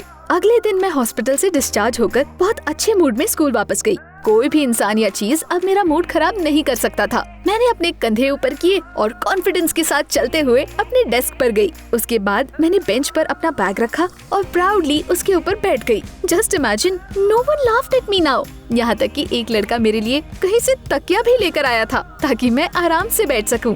उस दिन के बाद से सब कुछ बदल गया। जिम टीचर ने मुझे वार्म अप का इंचार्ज बना दिया। कॉन्सर्ट्स में लड़के मुझे अपने कंधों पर बिठा लेते थे और लाइब्रेरी में ऊपर वाली शेल्फ से किताबें भी लेकर देते थे। And do you remember the modelling agency? उन्होंने मुझे वापस कॉल किया और पूछा कि मैं उस दिन क्यों भाग गई थी। वेल, आखिर में मुझे एक बात तो समझ आ गई। कि ये इम्पोर्टेंट नहीं है कि आप कैसे दिखते हैं, बल्कि ये इम्पोर्टेंट है कि आप खुद को कैसे प्रेजेंट करते हैं। After all, only one day had passed between everyone laughing at me and things getting better. Of course मेरे लुक्स में कोई चेंज नहीं आया, लेकिन मेरे पेरेंट्स की वजह से मैंने खुद को पूरी तरह से एक्सेप्ट और प्यार करना सीख लिया। एंड यू नो व्हाट, इसकी वजह से दूसरों को भी मुझसे प्यार हो गया। मैं अपने बॉयफ्रेंड को पकड़कर कांपने लगी। We were held at gunpoint। बस एक गलत मूव और सारे लोग मुझ पर झपट पड़ते। मैं ऐसा बिल्कुल नहीं चाहती थी, इसलिए मैं सीधी खड़ी होकर बस म्यूजिक पर फोकस कर रही थी। The game continues। Hello everyone, मेरा नाम एमा है और मैं 16 साल की हूँ। क्या आपने द स्क्विड गेम देखी है? मुझे यकीन है आपने देखी होगी। उसकी वजह से मैं अपने स्कूल की सबसे पॉपुलर लड़की बन गई हूँ। लेकिन ऐसा करने के लिए मुझे इस सीरीज के कैरेक्टर्स की तरह ही कुछ क्रेजी गेम में हिस्सा लेना था और उनकी ही तरह टेस्ट पास करने पड़े थे। हमारे गेम में सब कुछ था, सोल्जर्स, शूटिंग, मार्बल्स, धोखा, खून खराबा। मैं मजाक कर रही हूँ, इसमें कोई खून खराबा नहीं था, लेकिन आपको इसे खुद देखना होगा। I wasn't used to standing out at school और उस दिन भी हमेशा की तरह मैं पीछे वाली डेस्क पर बैठकर सोने की तैयारी कर रही थी। लेकिन तभी अचानक हमारी क्लासरूम में प्रिंसिपल आ गए और उनकी बात सुनकर मेरी नींद तो पूरी तरह से गायब हो गई। गाइस, अब स्कूल के प्रेसिडेंट को चुनने का वक्त आ गया है। इस साल हमने हर बार की तरह शोर शराबे वाले कैंपेन, स्लोगन्स और पब्लिक डिबेट्स वाला यूजुअल फॉर्मेट कैंसिल करने का फैसला किया है। आप में से कौन लीडर बनने के लायक है, इसका फैसला आप खुद करेंगे और आप ये जैसे चाहे वैसे कर सकते हैं। एक हफ्ते बाद मैं स्कूल के नए प्रेसिडेंट से अपने ऑफिस में मिलूंगा। ये सुनकर मेरे चारों ओर लोग पागल हो गए। उन्होंने लगभग सब कुछ सजेस्ट कर दिया, secret ballot, draw straws, run races, set a rap battle, लेकिन इनमें से किसी को भी मेजॉरिटी का सपोर्ट नहीं मिला। और फिर मुझे अपनी पुरानी राइवल स्टेला की आवाज सुनाई दी। What if we arrange our own Squid Game, the same test as in the series? उसकी बात सुनते ही पूरे क्लास में एक भयानक सन्नाटा छा गया। सभी स्टूडेंट्स के फेस पर डर था। तभी मेरे बॉयफ्रेंड जोसेफ ने कहा, क्या तुम सीरियस हो और तुम क्या सजेस्ट करना चाहती हो? ये सिंपल है, जो लोग पार्टिसिपेट नहीं करना चाहते वो स्टाफ बन जाए और देखे कि गेम्स के रूल्स ठीक से फॉलो हो रहे हैं और हारने वालों को कोई विश पूरी करनी होगी, चाहे वो कितनी भी क्रेजी और शेमफुल क्यों ना हो। आप यकीन नहीं मानेंगे, लेकिन स्टेला का आइडिया काम कर गया। एक एक करके सारे स्टूडेंट्स ने अपना हाथ उठा दिया। मैंने हैरानी से जोसेफ की तरफ देखा। सच कहूँ तो मैं बहुत बड़ी डरपोक हूँ, इसलिए मैं दुनिया में किसी भी चीज के लिए वैसा कुछ करने के लिए तो तैयार कभी नहीं होती। लेकिन मेरे बॉयफ्रेंड ने भी यस का वोट दिया और उसके बाद मुझे भी अपना हाथ उठाना पड़ा। मैं अभी भी इसको लेकर श्योर नहीं थी, लेकिन अब पीछे जाने का कोई रास्ता नहीं था। गेम शुरू हो चुका था। क्लास के बाद हम स्कूल के पीछे प्लेग्राउंड में इकट्ठा हुए और हमने रूल्स डिस्कस किए। स्टेला अपने आइडिया से इतनी ज्यादा इंस्पायर्ड थी कि वो शांत होने का नाम ही नहीं ले रही थी। मैंने पहला गेम अगले दिन क्लासेस के बाद रखने को कहा। तो अभी कितने लोग हैं? 15 पार्टिसिपेंट्स और 20 staff. For authenticity we need to come up with an outfit as in the series. चलो ऐसा करते हैं, प्लेयर्स ग्रीन ट्रैक सूट पहनेंगे और सोल्जर्स पिंक क्लोथ्स और मास्क पहनेंगे। आप लोग वो चाहे खरीद सकते हो या फिर खुद बना सकते हो। और अब हमें नंबर्स डिस्ट्रीब्यूट करने होंगे। मैंने कैप में हाथ डालकर कागज का एक टुकड़ा निकाला और अपनी सांस रोककर भगवान से प्रे करने लगी कि कम से कम मुझे अपना लकी नंबर 7 मिल जाए। लेकिन मेरी किस्मत ही खराब थी, मुझे नंबर 13 मिला, a symbol of hopeless bad luck. उसके बाद मैं खराब मूड के साथ घर वापस गई, लेकिन अगले दिन चीजें और ज्यादा बिगड़ गई। आखिरी क्लास ओवर होने के बाद हम स्कूल के पीछे प्लेग्राउंड में इकट्ठा हुए। ऑफ कोर्स मुझे पता था कि कौन सी चीज हमारा इंतजार कर रही थी। The first and the craziest round of the game, red light green light. किस्मत से सीरीज की तरह वहाँ पर कोई डरावनी डॉल नहीं थी और इसलिए मैंने चैन की सांस ली। लेकिन तभी पेड़ के पीछे से मास्क और पिंक सूट्स में कई सारे लोग बाहर आने लगे। उन सब के हाथ में एक पेंट बॉल मार्कर था। मैंने जोसेफ की बाह बहुत जोर से पकड़ ली। मुझे बहुत डर लग रहा था। पिंक सूट्स में उन लोगों ने हमें चारों ओर से घेर लिया और हमें शुरू करने का इशारा दिया। A pleasant melody was played from the speaker and Joseph and I rushed forward. तभी अचानक म्यूजिक बंद हो गया और उसकी जगह जोर से धड़-धड़ की आवाज सुनाई देने लगी। मैंने कसकर अपनी आंखें बंद कर ली और जैसे ही मैंने अपनी आंखें खोली तो देखा कि मेरे क्लासमेट्स नीचे लेटे हुए हैं। उन पर पेंट फेंक दिया गया था और इसलिए वो स्कूल प्रेसिडेंट की रेस से बाहर हो गए थे। मैं नहीं चाहती थी कि मेरे साथ ऐसा कुछ हो, लेकिन जब जोसेफ और मैं ऑलमोस्ट फिनिश लाइन के पास पहुंचने ही वाले थे तभी अचानक म्यूजिक बंद हो गया। मैं टाइम पर खुद को रोक नहीं पाई और मुझे बैलेंस बनाने के लिए अपने हाथ हवा में उछालने पड़े। ओह नो, अब सब कुछ खत्म हो गया। मैं तुरंत अपने ऊपर पेंट फेंके जाने का वेट कर रही थी, लेकिन तभी एकदम से स्पीकर दोबारा चल पड़ा। फ्यू, जोसेफ और मैं कुछ कदमों में ही फिनिश लाइन के अंदर आ गए। Oh my god, unlucky number 13 ने मुझे बचा लिया था। After all no one notice my misstep. हारे हुए स्टूडेंट्स को गेम से निकाल दिया गया और उसके बाद गेम में बस 10 लोग बचे थे। मैं खुशी खुशी घर वापस आ गई।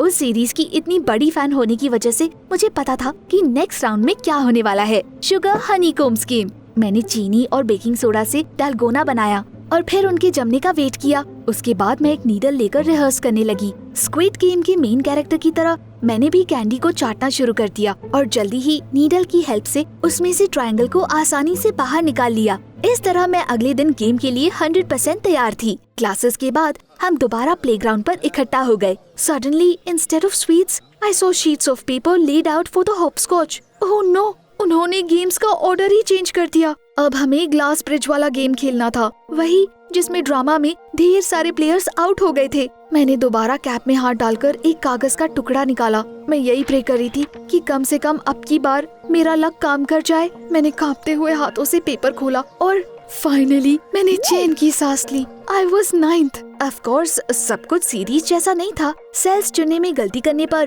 प्लेयर्स को शीट के पीछे दी गई विश पूरी करनी थी। वो गेम से आउट तो हो जाते, लेकिन उन्हें वहाँ पर लिखी गई चीज को फुलफिल करना था और वो कुछ भी हो सकती थी।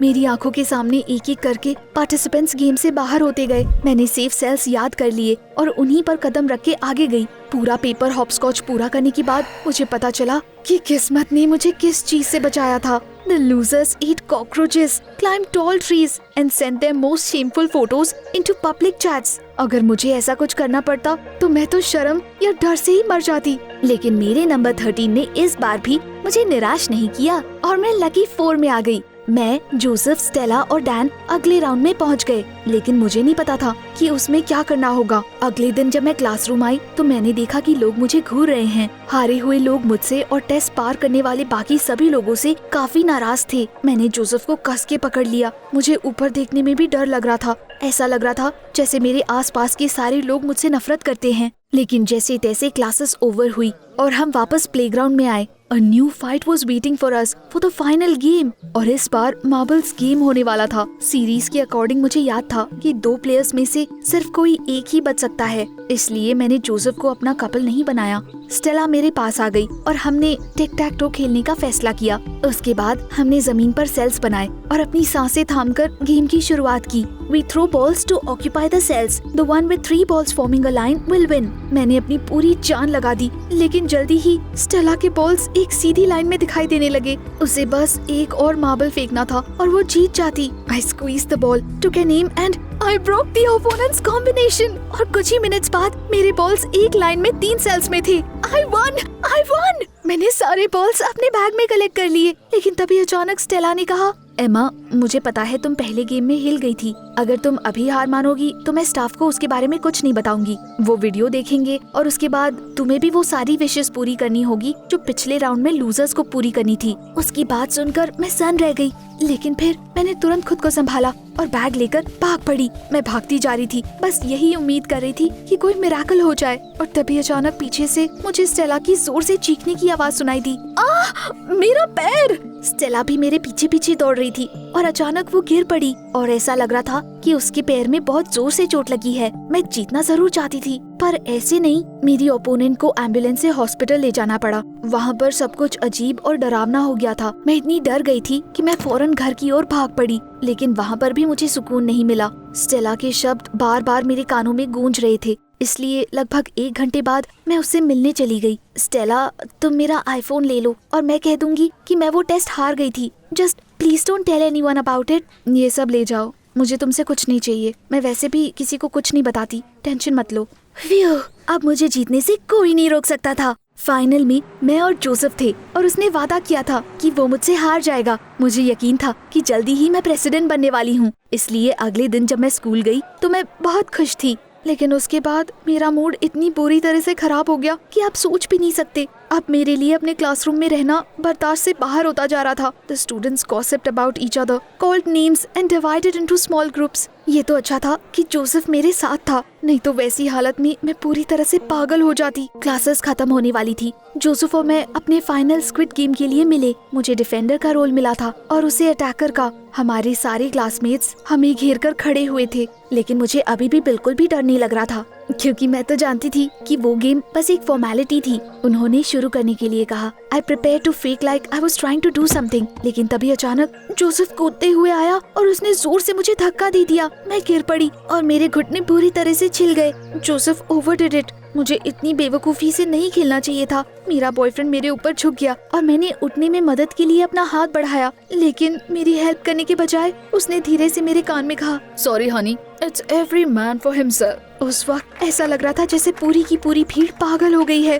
Joseph, Joseph, Joseph, come on, get rid of her. मेरी आंखों में आंसू भर गए थे, लेकिन अब मैं अपने एक्स बॉयफ्रेंड को ये खुशी नहीं देना चाहती थी। ये गेम अब हद पार कर चुका था। मैं उठकर खड़ी हो गई। मैंने अपना नंबर लिया और उसे फाड़कर टुकड़े टुकड़े कर दिए। गाइस, देखो हम क्या से क्या बन गए। We are ready to risk, disgrace, suffer, betray and all that because of this stupid game. और अगर जीतने के लिए मुझे अपनी अंतरात्मा को मारना होगा, तो मैं अभी इसी वक्त स्कूल प्रेसिडेंट की पोजीशन के लिए अपने सारे क्लेम्स छोड़ती हूँ। क्या हुआ? तुम लोग चुप क्यों हो गए? Congratulate the champion for meanness and treachery. मैं घर चली आई और पता नहीं क्यों उसके बाद मुझे बिल्कुल भी रोना नहीं आया, बल्कि मुझे बहुत अच्छा लग रहा था। मुझे ऐसे लगा जैसे उन शब्दों के साथ साथ मैंने अपनी सारी नेगेटिविटी भी बाहर निकाल दी और finally I was feeling free. मुझे तो अब हारने पर मिलने वाली सजा का भी कोई डर नहीं था। It remained only to fix what this game had done. उस रात मैंने कुछ ट्रीट्स लिए और स्टेला से मिलने चली गई। हैरानी की बात तो ये थी कि वो मुझे देखकर बहुत खुश हुई,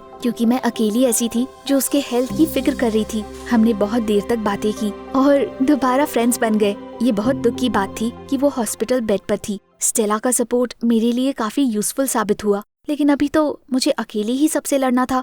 अगले दिन मैं बिल्कुल इंडिफरेंट लुक के साथ स्कूल गई। तभी अचानक सारे स्टूडेंट्स ने मुझे घेर लिया। मैं अपने आप को डिफेंड करने ही वाली थी कि उनमें से एक ने कहा, एमा, हमने आपस में बात करके डिसाइड किया है कि हमें जोसेफ जैसा घटिया प्रेसिडेंट नहीं चाहिए। हम तुम्हें चाहते हैं। प्लीज ये पोजीशन ले लो। मुझे यकीन नहीं हो रहा था कि ये सब सच में हो रहा है। Did my speech yesterday wake up the students conscious? किसने सोचा था कि इस किड गेम की एंडिंग ऐसी होगी? मैंने इस ऑफर के बारे में बहुत सोचा और आखिर में तैयार हो गई। इस तरह मैं अपने स्कूल की प्रेसिडेंट बन गई और फिर मैंने सबसे पहले हर तरह के वायलेंट गेम्स को रोक दिया। वो स्क्रीन तक ही रहे तो बेहतर है। आप सोच रहे होंगे कि जोसेफ का क्या हुआ? उसके पेरेंट्स उसे लेकर किसी दूसरे स्टेट चले गए और उम्मीद है कि अब मुझे दोबारा कभी उसकी शक्ल नहीं देखनी होगी। So anyway, what kind of games do you like? हमें कमेंट्स में जरूर बताएं।